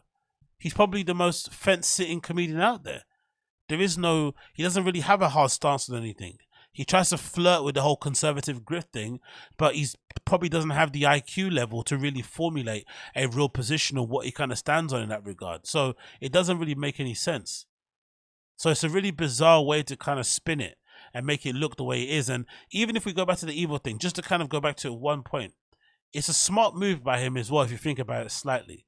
Because there was a period in time when Brendan got annoyed that Unique posted that clip of him handing the note to that girl during that Super Bowl game. There was a rumor going around at the time that he was trying to get the subreddit taken down. And the reason why he was trying to get the subreddit taken down, again, sneaky, was I think at the same time that was happening, Unique was having some issue at home. Again, allegedly, I don't know what was going on, but I remember reading about this, where it had to do something to do about a kid, something to do abuse, something to do about a wife, I don't know, whatever. Something around that kind of space. And Brendan tried to use what Unique was going through himself personally to ascribe that to what was going on in the subreddit, and basically say the sub was a home for people that abused children or did crazy shit or whatever it may be, so that sub could get taken down. So he tries to use that spin to get a sub taken down. And I think now, have him having said what he said about the sub being evil, I think those guys over there at that subreddit have to be careful with the post that they put up of Brendan Schaub's wife on there, because it looks like he's trying to use that as a new narrative to kind of get the sub taken down. It feels like that, because why would he mention it? Why would he say it's evil? Why would he mention his kids and his wife as the first defense mechanism? He used them as human shields, and he didn't want to address or acknowledge any other reason why somebody wouldn't like him. No, first of all, it's the wife and the kids. So I've got a feeling he's maybe having that in the back of his mind as an easy way to kind of get that sub taken down, if it has to do anything to do with kids, anything to do with kind of going after a quote unquote private citizen, which she isn't, because she's got a verified account and she kind of, essentially, for lack of a better term, puts herself out there. I think something's happening in that regard. But what an incredible, weird way to really avoid taking any accountability for your own actions and to put all the blame on fans, when really all the fans that are on that subreddit, they're doing for the most part is that they're reacting to the things that he says on shows. That's it. They're not creating narratives. They're not making narratives up. They're just reacting to whatever this guy says on shows, and he just can't handle it.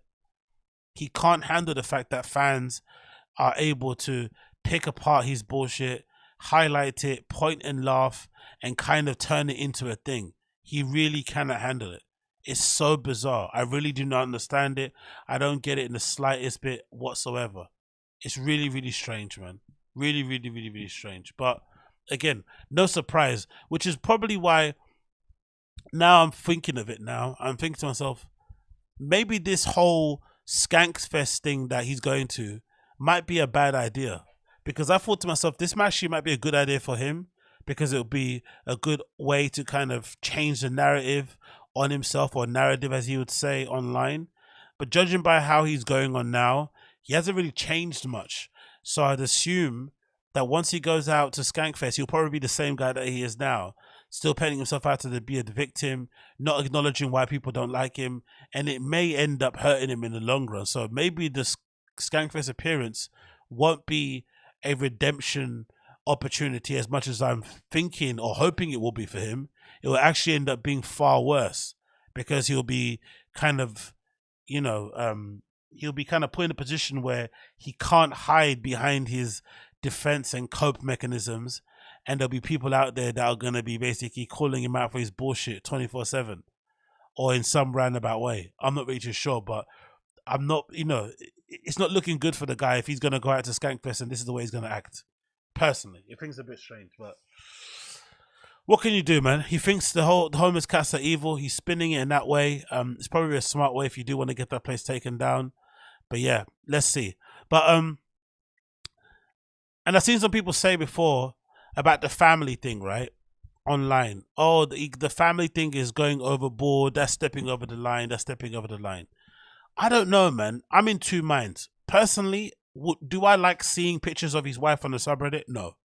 Or his kids sometimes? No. Even though most people, when they do post pictures of they blur the faces and stuff. I don't like it in the slightest. I think that's not cool. But let's be fair to those posters over there too. The wife has a verified Instagram profile. She's not afraid of a camera. She posts all the time on her profile. She posts pictures of her kids with their faces on their profile also. She has hundreds of thousands of followers, if I'm not mistaken. Brendan has a very public, Instagram account. He's also verified. He has over 1 million followers on his Instagram account. And he posts pictures of his kids with their faces not blurred out. So can you really blame a very small section of the internet for taking the pictures that these guys willingly put up online of themselves and then reposting them on a subreddit, discussing what they do?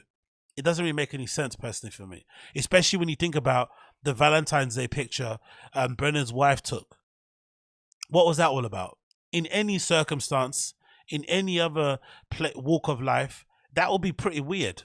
That would be something that you may be talking about with your friends at work. Like if one of your friends' wives decided to post a very racy picture of themselves in some lingerie as a weird Valentine's type of picture, you and your friends around the water cooler will be talking about it. You may actually bring it up on your phone. You may actually take a screenshot of it. You may actually send it to the group chat.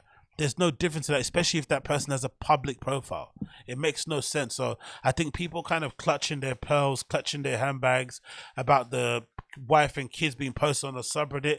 I understand it is a little bit uneasy, uncomfortable to see, maybe a little bit, a little bit lame. I get it. But really and truly, if the parents of these kids are willing to put their child or their children, on the interwebs, online, in that kind of forward-facing manner, they can't really be the same people to also then complain when people use those pictures and kind of misuse them. I mean, it can't really be blamed. If anything, if you want to protect your kids' privacy, don't post them online, like many parents do. But they don't do that for whatever reason. And again, I'm not telling them how to parent, but you also then can't, tell the people on the sub how they should post when most of the stuff that they're getting is from these guys. They are the ones generating the content. No one's making this. We're not putting words in their mouth. We're not telling them how to move or how to act. And they, for some reason, do what they want to do that way. And it kind of works out the way that they kind of want to work it. But again, my point goes back to it. If Brendan Schaub would allegedly stop cheating, would allegedly stop, saying dumb shit most of the time, I think that sub would cease to exist. And most people would stop posting pings of his wife on there online.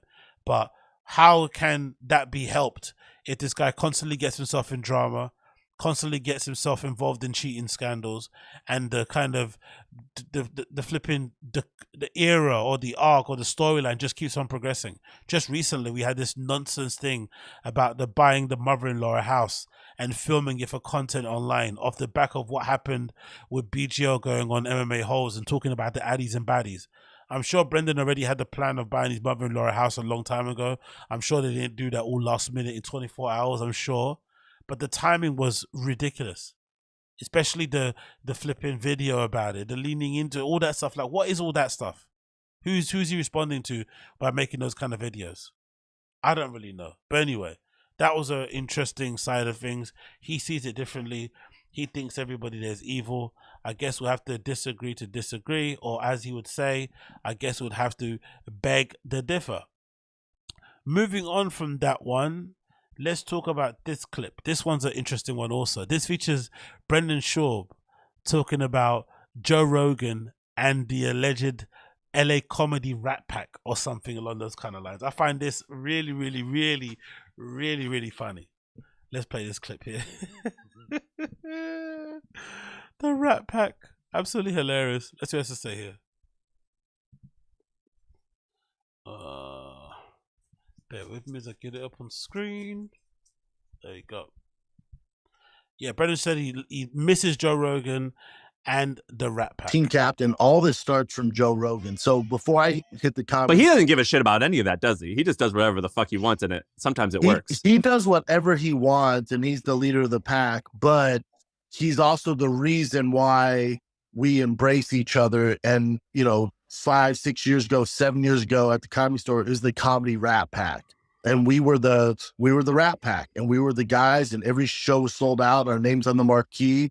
And Rogan, there was kind of their structure. Like, we don't tear each other down, we support each other. And I heard Isaiah Thomas say this when he went on my boys podcast, All the Smoke, with Matt Barnes. And Isaiah Thomas said this, and it really resonated with me. He was on there, he's talking about Michael Jordan, and he goes, clearly I'm not a black man. I don't know if you guys know this or not, but I'm not black. But it's actually not that clear, by the way. You could be. You could no one be. knows what I am, dude. No one knows what I am. If you told me you had a little in you, it wouldn't be surprising. It's not that clear, actually. Earlier, when you said Denver or Buffalo Bills didn't want slow white guys, I was like, yeah, so you're in. Yeah, so you made the team, right? Yeah.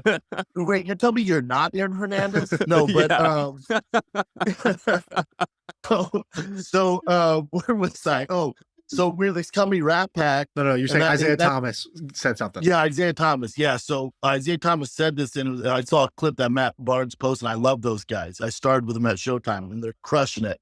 But Isaiah Thomas, they brought up Michael Jordan, and Isaiah Thomas has issues with Michael Jordan. And Matt Barnes goes, we'd love to have him on. And Isaiah's like, it's a tough one. He doesn't do interviews. Then Isaiah said, as an alumni from the NBA, as alumni, and you guys are alumni, we're this tight fraternity. And not only are we a type fraternity that we've reached certain levels of the NBA in this lane that we're in, but we're also black men. And it is our duty to support each other. It is our duty to come on the shows and make sure you guys get views, make sure people get your name out there. That is something that it's our responsibility being in this small group, in this small club.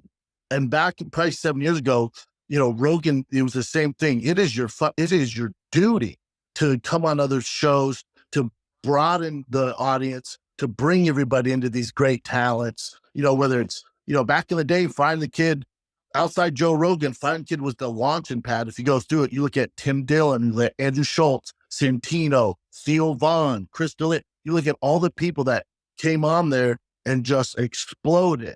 Now, is it because the Find the Kid audience? maybe helped a little. It's because those guys are so goddamn talented. And once people saw who they were, they out succeeded Fighting the Kid. They've gone on, they've blown the roof off things now. But if you look back on Fighting the Kid, and I take so much pride and joy in that, where we had these guys on before they were massive. And as Isaiah Thomas says, it is our duty to do that. So that resonated with me. Now, this is 7-8 years ago, even 10 years ago when Fighting Kids first started out, we'd have all these comics on, stuff like that. And then the pandemic hits. The pandemic hits, and the leader of the Rat Pack leaves. Joe Rogan leaves, and the Comedy Store shuts down. Comedy LA shuts down. Then Tom Segura leaves. Then Joey Diaz leaves. Then Tim Dillon leaves. Then Theo Vaughn leaves. And then Brian goes through some bullshit Me Too movement, and he has to leave. And Chris D'Elia goes through some bullshit Me Too movement, and Chris D'Elia has to leave. And I'm on this island by myself. I'm like, whoa, where's everybody? I thought, all right, the troops, although we're not in LA, we got to rally. Let's rally around each other. And it broke my heart, man. It broke no, those days are over, dude. You got to figure it out on your own. Those days are over. The days of, being in the hallways at the Comedy Store and the Improv and the Ice House and Laugh Factory, where, hey, podcast tomorrow? Yeah, podcast tomorrow. Those days are gone. They've made it. Everyone's in their lane. You got to figure it out on your own now. And it's weird because, I was at the Comedy Store last night, and I always have this, it takes me a while. I sit in the parking lot for a while because it just kind of reminds me when I pull up now that I used to pull up and Rogan would pull up in his Porsche, and we'd park next to each other. We'd talk shop about the cars and what's next. And then Santino would pull up and we'd talk to him, and Chris D'Elia, and then Brian would pull up, and Bobby Lee and Theo, and we'd be in there. And it's like college. It was the best. It was the absolute best. And I wish 5, 6, 7 years ago, somebody would have tapped us on the show and like, hey fellas, in 2 years, this is all gone. I didn't realize at the moment that was the golden age, and what we were doing was so special. We took it for granted. And I didn't realize at the time how special it was. And in my theater where my fish tank are, and like my man cave, I have 4 pictures from those days. I just put them up right, when they were done 5, 6, 7 years ago. I didn't realize that in that picture, in that frozen moment, that was the best time ever for me, as far as just being in that symbiotic like team. It was such a team, man. Yeah. There's a special moment. Now everyone's doing well. We still talk, we have our group chats, but as far as like, seeing each other all the time, like those days are over, man. And it's heartbreaking. Wow. So what an incredible clip. And so much to flip and break down and to analyze. But the first thing to really break down and analyze is the fact that Brendan Schaub equates being a struggling comedian to the plight of a black man. The struggles of a black person living in North America are akin to how it is to struggle as a stand-up comedian as a white dude. Right? Or as I say on flipping Twitter, as a white passing male. Absolutely incredible levels of hubris. But that comment aside, because I'm sure he meant something else, I'm just kind of being, I'm just trying to be funny for the sake of it. This is hilarious because essentially what he's basically saying is that he misses having his hand held. He misses being able to kind of have opportunities given to him, which he probably didn't deserve based on his talent, but mostly based on his friendships. Because that's essentially what he's speaking about. When things were good, when he was still on Joe Rogan's good side, he was afforded way more luxuries, way more opportunities than his skill level or even his personality would really allow him to get. Because of Joe Rogan, because of Brian Callen, he was allowed in certain spaces, in certain clubs that would have probably never allowed him in there if he just came up himself. Especially when you consider his lack of talent on the stage and, how horrible his personality is. So essentially him coming on this and basically crying tears that he misses Joe Rogan, he's essentially saying that he didn't appreciate at the time how good he actually had it.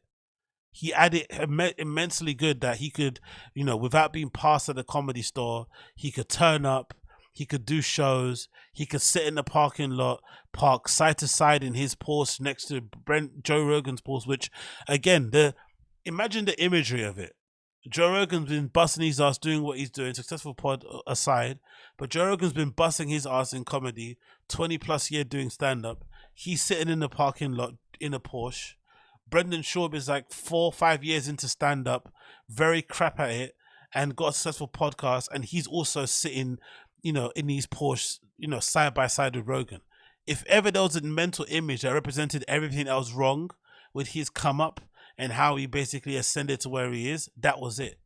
And he couldn't see it. The fact that he was sat in the Comedy Store without being passed next to a legit comic in the Porsche while they sat in the Porsche is all the reason why things went the way they went for him career-wise. He should have really taken the option of going down the open mic route, maybe stepping out of the Porsche, purposely buying a car that's a little bit, lower grade than that, and actually hanging out with people more on his level.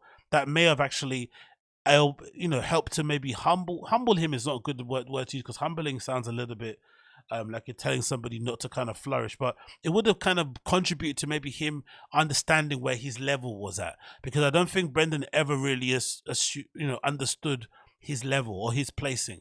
I think because he was hanging around with those guys, the Andrew Santinos, the Chris D'Elias, the Joe Rogans and Brian Callens, just because he was hanging with them, I think he always naturally felt like they were on the same level together, just because they happened to be friends. And he took that for granted, of course, and in the end, it all ended up being kind of taken away from him when people ended up moving and doing different things in the future. But I think that clip is absolutely hilarious because, again, this is an interview with Brendan on a show talking about business. And if ever there was a counter that you need, or one of those kind of bet, or maybe a betting agency where you could bet on these future interviews, one thing you'd always bet, any interview that Brendan Schaub does, he will always find a way to mention Joe Rogan. Always. The funny thing about it is that he's also the first person to really push back and deny that Joe Rogan is legitimately one of the main reasons why he can afford, or he can, enjoy the lifestyle that he enjoys. He won't want to admit that, though. That's the funny thing about that. We all know it, looking from the outside in. The guy's terrible at stand-up. His podcasts aren't that great. So if he didn't have the opportunity to be friends with Rogan and have access to all those people and get that cosign and be one of the most, and have some of the most have the record for the most appearances on the GRE by a solo guest, he wouldn't be where he is. You'd think so, would you? Really? Would you think that? I don't think so. So big up him regardless. I think that was absolutely hilarious as a clip to play. He clearly still doesn't get it, but he clearly still misses the Rat Pack, and he says that he took it for granted, which he obviously did at the time. That's something that cannot be denied. Moving on from that one, and quickly take a quick little break from all of this clips I have loaded up. I want to quickly play a clip courtesy of my guy, Too Lazy to Try. He posted up a video which I want to play, which is really interesting because it kind of speaks on some of the things that I've been throwing out there in terms of theories.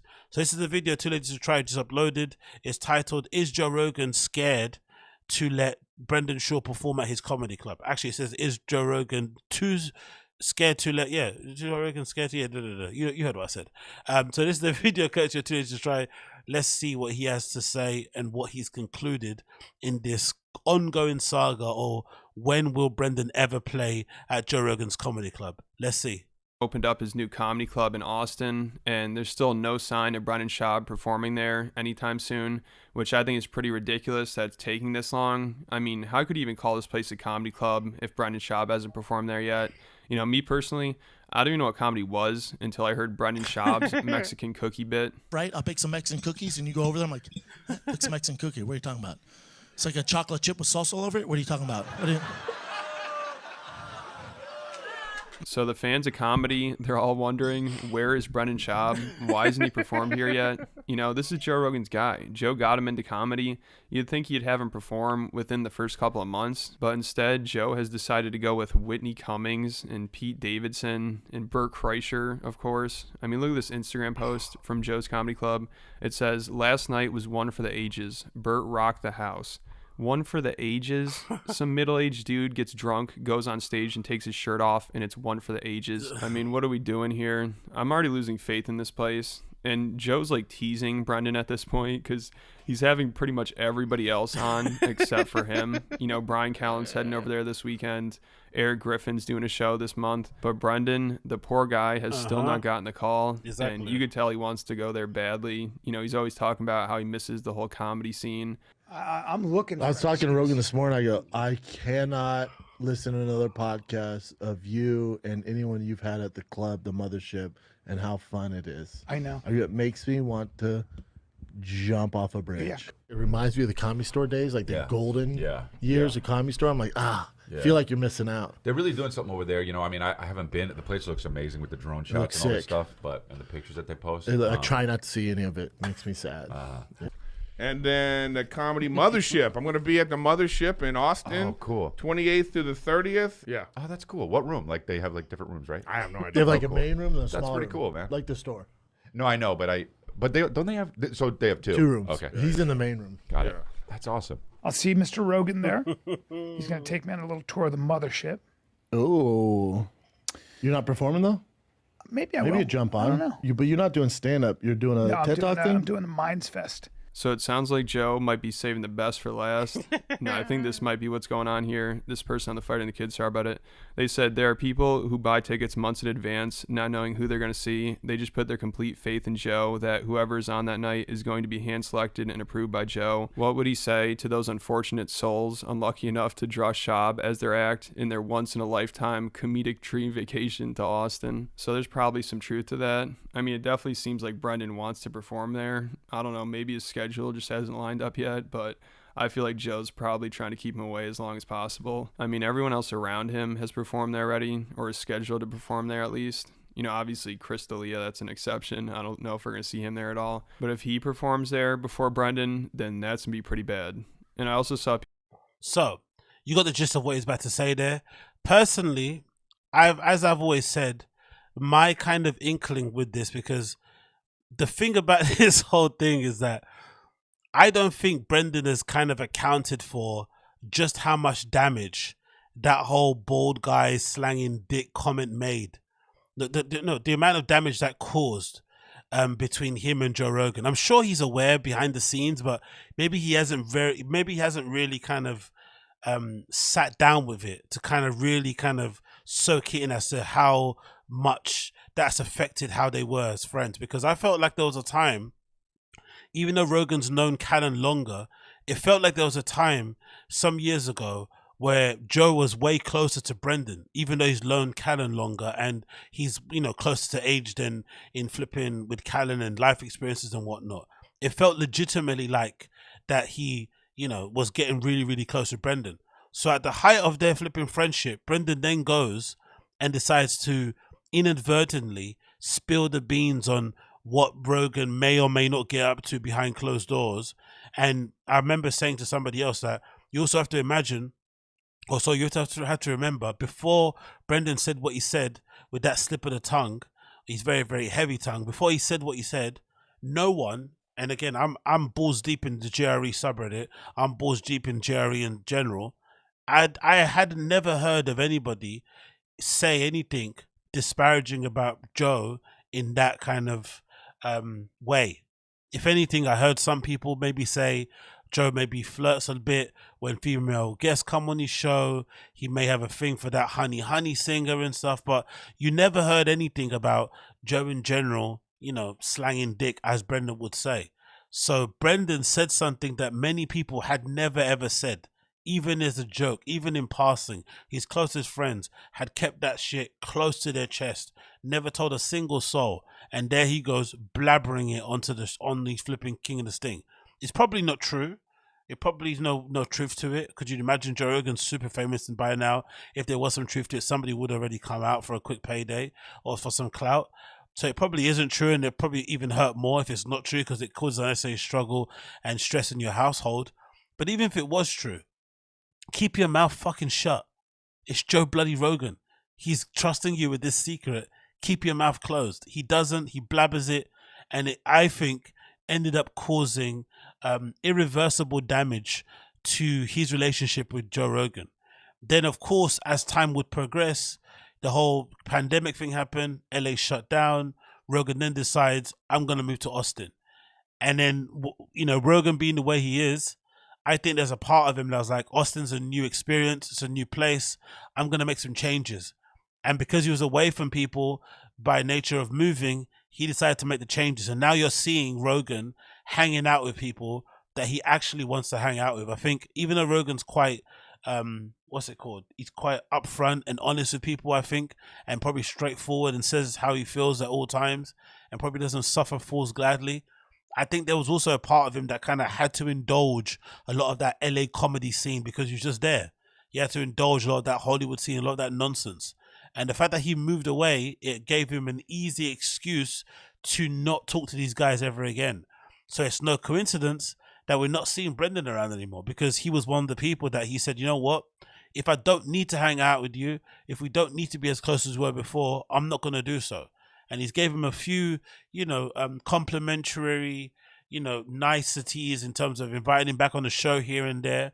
But the relationship is never where it was, in my opinion. It's never recovered. It's never going to be back there. And then ever since then, he opened the Comedy Mothership Club. I think now Brendan started to realize where he actually is with Rogan. And I'm sure it felt like in the last few weeks, there was a shift in Brendan in terms of how he speaks about Rogan, in terms of the things that he says, in general, in passing about the guy. And ever since the Bobby Lee shit and other things happened, and BGO talking about Rogan getting on the phone and screaming at him about bullying Bobby Lee and using his name, I feel like something happened behind the scenes for sure between them, where maybe Rogan told him in some way, shape or form how he feels about him, or the things he doesn't like about that him is doing recently in terms of the drama, blah, blah, blah, blah, blah. But my last point to make before I show this screen was that I also had the feeling that most likely Rogan had told Brendan, or Brendan, had asked Rogan, most likely sometime recently, maybe in the last few months, hey, can I play at the Comedy Mothership? And Rogan told him in knowing unequivocal terms that no, you cannot. You're not funny enough. That was my initial kind of gut feeling, because I just, I've listened to Brendan speak enough times, and the way he was talking about Rogan just gave me the impression, this guy has spoken to him. I think he said something to him. And now look at this comment someone posted on Reddit. Now again, this could be complete bullshit, but this does make a lot of sense to me when it's in relation to the Comedy Mothership. Somebody posted this in relation to the Too Lazy to Try clip. It says here, it's well known by door guys and employees of the mothership that Joe told Brendan he has no control of the scheduling and he has to talk to Adam Eager to get booked at the club. Roundabout way to say right now you can't perform here and we don't want you. Joe is sick of Brendan and people at the club use Brendan as a running joke behind the scenes. All this info I got firsthand from a door guy at the mothership. Dicey. But that makes a lot of sense to me, especially if it's a new club, especially with, them not being the way they are in general. Honestly, I legitimately think this is what happened. This is definitely what happened. 100%. He definitely must have asked Joe, hey, can I perform here? Joe said, nah. And because he set up the club in a way where Adam Eager, the former booker at the Comedy Store, is now working over there, and he's a bigwig. He's somebody respected in the industry. Because he's kind of hired him there, it's an easy excuse to kind of be like, no, Adam does the booking. When we all know, most likely, Adam and Joe do the booking together. But there's no chance that anybody gets booked at the club without Joe's approval. So technically, he still does the booking. But Joe was really smart to get Adam Eager involved, because he legitimately is an established, respected person in his own regard, and what he did at the Comedy Store and how he basically helped to revive that place when it was going through what it was going through, that people would respect it enough and kind of believe the sort of curve if Rogan did say, no, you have to speak to Adam Eager. And also you'd imagine, since the club's been open, Joe Rogan's phone's probably been blowing up with loads of people saying, hey, can I play? So he probably has to kind of put some measures in place that would allow him the opportunity to kind of say no to certain people. And it makes all the sense in the world. It really, really does. So big up, big up Adam Eager, honestly. Really, really, really, really did smash it. And I can't imagine how red hot his phone is. Big up Adam Eager regardless. I can't imagine how red hot his phone is. And this, I think, is gonna be a very interesting arc in the Brendan Schaub story. Now, if I was being a friend, and if I was kind of looking out for his best interest in Brendan, or if I was a fan of his, I would say he needs to spend more time focusing on stand-up and getting good at telling jokes on stage and being fucking funny than he does have to worry about being booked at Joe Rogan's comedy club. As great as Joe Rogan is, as inspiring as it is to see him open that club and it looks fucking fantastic and coming to visit it, he's not the be-all and end-all. They're basically turning the mothership into another comedy store. Into, if you're not playing here, you're nobody. If you can't play here, you haven't done anything. And this Brendan guy, despite being untalented, I feel like, and despite being very average at what he does, has achieved quite a bit in life. He should be proud of how much he's done so far, despite being technically horrible at what he does. And if he just focused on actual stand-up, he could actually maybe get a lot further in his career. But because he's worried about the image, worried about where he stands, who he's associated with, where he plays, more so than actually the quality of his actual art and his craft, this is why he's in this situation that he's in now. And now, after all of that sucking off of Rogan, after all of that flipping, being a part of the flipping Rat Pack, now look, when it comes down to talent, when people have to book you based on are you good, yay or nay, the first thing they do is say no. Even though you're their friend, even though you've had a close relationship with them, that doesn't matter at all in the slightest. Are you good, yes or no? And they've decided he's not good. But the truth is, he was never good. But they didn't tell him at the start because he was friends with them. And now when they're not friends anymore, and that friendship has died, and all you have left is a talent, if it's not there, no one's going to stand by you and co-sign you. So I think it's actually a good thing if he uses it to actually focus on stand-up comedy, but it's not, because you just focus on trying to get booked on there, and it'll end up being one of those things that kind of eats him away little by little on the inside. But yeah, big up to Ladies to Try in general for posting that. You're an absolute G. You're an absolute G. What else are we going to talk about here? I did that. Oh, let's talk about this. Let's talk about this. What are you guys saying in the chat? Digging deep tonight. Yes, we are. Big up me. Digging deep. Big up everybody in the stream chat. Banging in there. Smash that like button for me if you're enjoying what you see. I would appreciate that highly. Please make sure you do that. Next on list here. Let's talk about this quickly. This is a quickly one. This is a good one. Brendan talking about the downloads of the Fire and the Kids sub podcast going down considerably, right? This is like by 90% basically, according to his loose figures he's throwing out here. Pretty crazy that he would admit this, but maybe it's kind of as good to admit this sort of things in the business podcast, because maybe you could get some really cool flipping advice that could maybe help you in the long term. So let's play this clip. What's the size of your biggest show? I think is Fire and the Kid. What size are you guys at now for that? We look at it per episode, because otherwise you can get a lot of downloads if you just pump out more and more episodes. Like per episode is the real deal for these shows. Well, see, so Fire and the Kid and the Golden Hour, which is formerly known as King of the Sting with Theo Von. So Fire and the Kid and King of Sting, even though they're on the Think Boy Network, those haven't changed. They're just under my banner. But those weren't part of Showtime at all. Showtime was Below the Belt, which is now the Shop Show, Food Truck Diaries, and some other shows. And then I wasn't doing Fight Campaign with them. That's all new. So, I would say probably cut my audience in half. Probably in half. Well, and what's the Fighter and the Kid at? Fighter and the Kid. I mean, now we're going down. You're going down a different road, because there's factors there that have, caused that show. Like, when you're doing it for 12 years, it's like this. It's like this. So, we've been as high as 600,000 an episode, as low as 100,000 an episode. So that and it's, there's been some outlying factors that caused those issues. So, and then with the changing of King of the Sting with Theo leaving, you're talking about a whole new show. So you start from scratch again, to start with Chris D'Elia and Eric Griffin. It's a completely different show. The dynamics completely. Did you hear that? Again, I'm not sure if it's accurate because he's just talking, he's talking without having numbers in front of him, and maybe he's trying to slightly impress these guys. But he said at one time, the show was pulling in 600,000 downloads per episode, and now it only pulls in 100,000 per episode. That's really bad. And I'm assuming the extenuating circumstances he's talking about. Oh, big up Crash 1984. Oz looking like a proper roadman in it. Yes. Big ups. You know, roadman. You know how it is. Bang, bang, bang. East London's where I rep and all that malarkey. But also big up my North guys, my South London guys. Fuck West. But yeah, big up East London. Big up Crash 984. I respect. Thank you for the $4.99 super chat. I appreciate you, friend.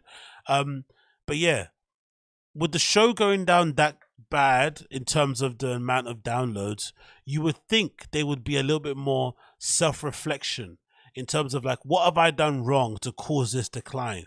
But again, as per usual, instead of looking internally and looking at what he could have done differently, he points outward. So he's talking about outside forces. Most likely he's talking about the cancellation or attempted cancellation of Brian Callen and Chris D'Elia that may have contributed to his show's kind of suffering, especially Brian Callen, because he was doing Fighting the Kid with him. And maybe at that time when Cast Media decided to back away from them and all this malarkey, and maybe, a few other bits went down. This is crazy still. Even with that in mind, to go from 600,000 to 100,000 downloads per episode, should be a big, big problem. A big issue that you should probably be looking at to fix and to kind of to figure out what went wrong. But again, he's not going to figure it out if he's pointing at other people and not looking internally as to why that occurred in the first place. But those are pretty startling numbers, and they do kind of match up to the views that they're getting on YouTube. Again, I'm not somebody that's a view whore or kind of looks at all that sort of stuff, but from what I remember seeing on people posting on the subreddit, the views have been going down considerably. There was a time when they were getting like 500,000 views on episodes just with Brendan and Brian talking, not even with Theo Vaughn or Chris D'Elia on there. And now they would be lucky, they would be fortunate to have an episode that crosses over that mark. I think the last person that got that may have been like Liver King or something, that got that amount of flipping views, and that was obviously a lot to do with the controversy around him during a time when people kind of find out that he does actually take steroids and whatnot. But I thought that admission was pretty crazy, to be fair. 600,000 episodes, downloads per flipping episode, and now you're at 100,000? Oof. That's a flipping hard pill to swallow. But also maybe explains why he decided to bring everything in-house and start launching all these other shows, because he had to kind of make up for the lost revenue somehow. And the best way to do it is to kind of cut the costs and not have to pay other people and kind of do it on your own. So that kind of makes a lot of sense if that was the case. Moving on from that, let's talk about this clip also. This one is regarding Brendan Schaub talking about the Brian Callen and Chris D'Elia allegations. I thought this was pretty hilarious, because essentially he's saying that the allegations against Brian and Chris D'Elia were bullshit and they had no merit to them. Essentially, he's kind of dismissing whatever serious allegations that were pinned against him, which is absolutely crazy. Let me play the clip and I'll speak on the other end as I did with the previous one. Thomas, they brought up Michael Jordan, and Isaiah Thomas has issues with Michael Jordan. And Matt Barnes goes, we'd love to have him on. And Isaiah's like, it's a tough one. He doesn't do interviews. Then Isaiah said, as an alumni from the NBA, as alumni, and you guys are alumni, we're this tight fraternity. And not only are we a tight fraternity that we've reached certain levels of the NBA in this lane that we're in, but we're also Black men. And it is our duty to support each other. It is our duty to come on the shows and make sure you guys get views, make sure people get your name out there. That is something that it's our responsibility, being in this small group, in this small club. And back probably 7 years ago, Rogan, it was the same thing. It is your duty to come on other shows, to broaden the audience, to bring everybody into these great talents. Whether it's, back in the day, Find the Kid, outside Joe Rogan, Find the Kid was the launching pad. If you go through it, you look at Tim Dillon, Andrew Schultz, Santino, Theo Vaughn, Chris D'Elia. You look at all the people that came on there and just exploded. Now, is it because the Find the Kid audience maybe helped a little? It's because those guys are so goddamn talented. And once people saw who they were, they out-succeeded Find the Kid. They've blown the roof off things now. But if you look back on Find the Kid, and I take so much pride and joy in that, where we had these guys on before they were massive. And as Isaiah Thomas says, it is our duty to do that. So that resonated with me. Now, this is 7-8 years ago, even 10 years ago when Find the Kid first started out, we'd have all these comments on, stuff like that. And then the pandemic hits. The pandemic hits, and the leader of the Rat Pack leaves. Yo, big up Crash 984. Appreciate it, West brother. London Mad Cheeky, thumbs down. Big up, yeah, Mad Cheeky. Big up Crash 984. Thank you for the $4.99 super chat. West London is Mad Cheeky. Thumbs down for sure. All that trap star stuff, thumbs down. The founder is a top boy, but the brand, thumbs down. Joe Rogan leaves, and the Comedy Store shuts down. Comedy in LA shuts down. Then Tom Segura leaves. Then Joey Diaz leaves. Then Tim Dillon leaves. Then Theo Vaughn leaves. And then Brian goes through some bullshit Me Too movement, and he has to leave. And Chris D'Elia goes through some bullshit Me Too movement, and Chris D'Elia has to leave. And I'm on this island by myself. I'm like, whoa, where's everybody? I thought, all right, the troops, although we're not in LA, we got to rally. Let's rally around each other. And it broke my heart, man. It broke no, those days are over, dude. So, absolutely redacted thing to say, in my opinion. Really, really, really redacted and crazy, especially when you consider the people that he's speaking about. So, essentially, this is nuts, because for me, the main thing I need to kind of speak about this that really kind of gets a bee in my flipping bonnet is that, for the most part, when those things happened, or when those allegations went down regarding Chris D'Elia first and then Brian Callen second, it was maybe disappointing from the outside looking in, if you're a fan of these guys, to see the lack of rallying, or rally, as sometimes Brendan would say, amongst that group of people, because they legitimately were acting like before that they were actually close friends. They were close to be like brothers, family, right? They were kind of always going on each other's podcasts, promoting each other, being happy for each other's success. But in the moment some serious shit went down within their group and their community, clearly they all kind of showed who they actually are as people and who they actually are as friends between them, because they all kind of tucked tail and ran. But to be fair to all of them, what did Brendan Schaub expect? Chris D'Elia at the time was being accused of being a pedophile. At the time. Maybe later on it kind of transpired that he may have been sending some messages to underage girls and then waiting for them to be of age, and then he was maybe being a bit of a serial cheater. Maybe that's not flipping illegal if he just likes to fuck a lot. I don't know what the allegations are. But the beginning stages, the first part of the allegations were that he was a serial cheater, which kind of crumbled his kind of happy-go-lucky, safe kind of image, and that he was also maybe texting underage girls. What did Brendan expect his comedy friends to do? Sacrifice their careers post-pandemic to flipping protect Chris D'Elia, a guy who kind of was born on third base anyway, when you consider where he's, what his parents do for a living and whatnot. A guy who was at the top of his field in comedy, and at the time he wasn't really putting his hand back and helping other people outside of his crew anyway. So what did those guys owe him? Then you would imagine his own crew. What did they do for Chris D'Elia when he was going through that? Did they offer to have him on the show? Did they get him on the Fire and the Kid to explain himself about the allegations that was out there? No. And then when it went down, what did they both do? They both used Chris D'Elia's plight for clicks and views. They both got on camera, cried about it, Brendan was sobbing, I can't talk, racked up the views. And in the process of doing that, Brian Callen, the spineless individual next to him, basically used the opportunity to remind everybody that him and Crystalia weren't friends. So he says all that stuff he says about other people not standing up and rallying around people, but them, Brendan and Brian, didn't even rally around their own friends, especially Crystalia. Say what you want about allegations. You can believe if you want to believe it. Cool. We all think he's a creep. Diddler for sure. But if you're going by what Brendan is saying, he didn't even back up his own friend the way he's thinking other friends should have backed him up or stood around them or rallied around them. He didn't do it. Then moving on to Callen. Callen then goes and throws Chris under the bus, tries to use him as a human shield, and then guess what happens?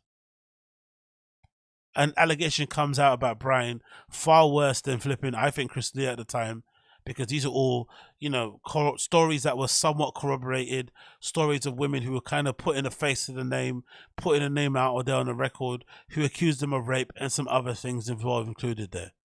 What was his defense about that? A couple of strong-worded statements, a couple of weird, you know, really kind of losing the plot Instagram videos. And then when he dared to put a post up saying, I'm going to do an emergency broadcast on the Fighting the Kid subreddit or the Fighting the Kid podcast, guess what happened? That podcast never transpired. We never saw that podcast. Soon after, Brendan deleted his name from the flipping bio of the Fighting the Kid, you know, flipping podcast, the little about thing. His name was removed. And then a couple of days afterwards, the Fighting the Kid changed into the Fighting the Kids with a Z. And then we had Malik and Chappelle Lacey stepping in and covering for Brian while he took a leave of quote-unquote absence. So he says all that to say that everyone should have rallied around them, but he didn't even rally around Brian Callen. He went out of his way to not really rally behind him or give him an opportunity to talk and kind of explain himself and maybe sort of give a different alternative point of view on the allegations or whatnot. Nothing. So all of this is all bullshit, to be honest.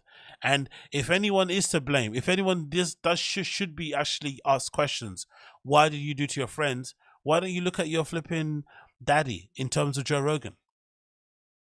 That legitimately could be the person that you could ask. Again, I don't think it's fair, but if you want to ask somebody who should have rallied, why didn't Joe Rogan rally around Brian Callen? Him and Brian Callen are more actual friends. They've grown up together. They came up in comedy together. They're probably friends, I think, for more than 20 years. And when the Brian Callen rape allegations went down, Joe Rogan basically pretended like Brian Callen didn't exist. He completely deleted him from his memory, from his phone book.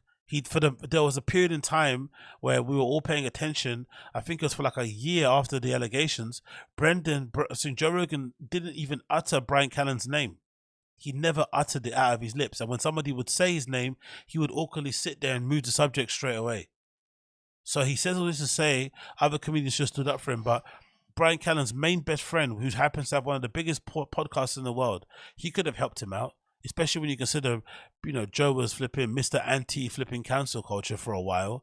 Anytime somebody got cancelled in flipping media, or sorry, in the culture, he would flipping go out of his way to kind of have them on his podcast to talk about their plight and how they're basically trying to, you know, combat cancel culture and go against the the flipping, the woke mob and blah, blah, blah. But suddenly when his best friend gets cancelled, he suddenly doesn't want to have him on his podcast anymore. He's suddenly bad for business. That's what I'm saying. These guys are all full of shit, mate. All of them are full of shit because they don't help each other out, but then they expect other people to come help each other out, which makes me think why I kind of understand where Ari Shaffir is coming from now. I kind of get what he meant when he meant, oh, when Crystalia was going through what he's going through, none of you guys were there and kind of held him down. Because even if he is a diddler, right, most likely if you're Crystalia's friend, there's no way you don't know he's a diddler. So if those allegations come out, you publicly disavowing him does nothing because we all know you're his friend. So we all will assume you probably had some inkling that he did that shit anyway. So who are you saying these disavowed comments for? Like, I don't stand with him. This is not something that... Who are you saying that for? Because no one believes you. So if no one believes you, you might as well just stand by him and just be his friend. But they didn't. None of these guys were friends for each other when they were going through really crazy times. And it probably exposed them to everybody out there. Really and truly. Everyone kind of saw them for who they actually really are. And for the most part, They all kind of look after their own self-interest, and basically that's about it. So got no time for it in the slightest. Got no time for it in the slightest. Anyway, it's way late than I actually thought it would be now. It's flipping nearly 6 a.m. already. This is only a quick one to kind of get all that stuff out of the way because it was already on my mind and I kind of needed to kind of put it out there. Hopefully you have enjoyed what you've heard so far, and all that malarkey. This has been the Random Show episode number 100. Apologies for not making this another 6-hour flipping marathon, but I have to go because it's fast approaching 6 a.m. in London. It's currently 5:45 a.m. So hopefully you won't be too upset that I'm leaving you guys a bit early. But yeah, episode number 100. 100, baby boy. 100. Hopefully you guys have absolutely enjoyed your time here. I know I have. I'm going to be back again, I think, tomorrow with another episode of the AgostinhoZinga Show, my main cultural commentary podcast. If you want to check that out, then definitely come back again tomorrow for that sometime soon. But for now, thank you for tuning in and liking what you've seen so far. If you have enjoyed it, please make sure you smash that like button down below for me. That'd be greatly appreciated. Big up the entirety of the chat for hanging in there with me also. I appreciate every single one of you. Big up Jared Melerick, big up Uche, big up Coiler, of course, big up Emmanuel Dos Santos, big up Lucid Footwear and Clothing, big up Crash 984, big up MMA Johnny, big up The Clipper, big up my guy The Clipper, of course.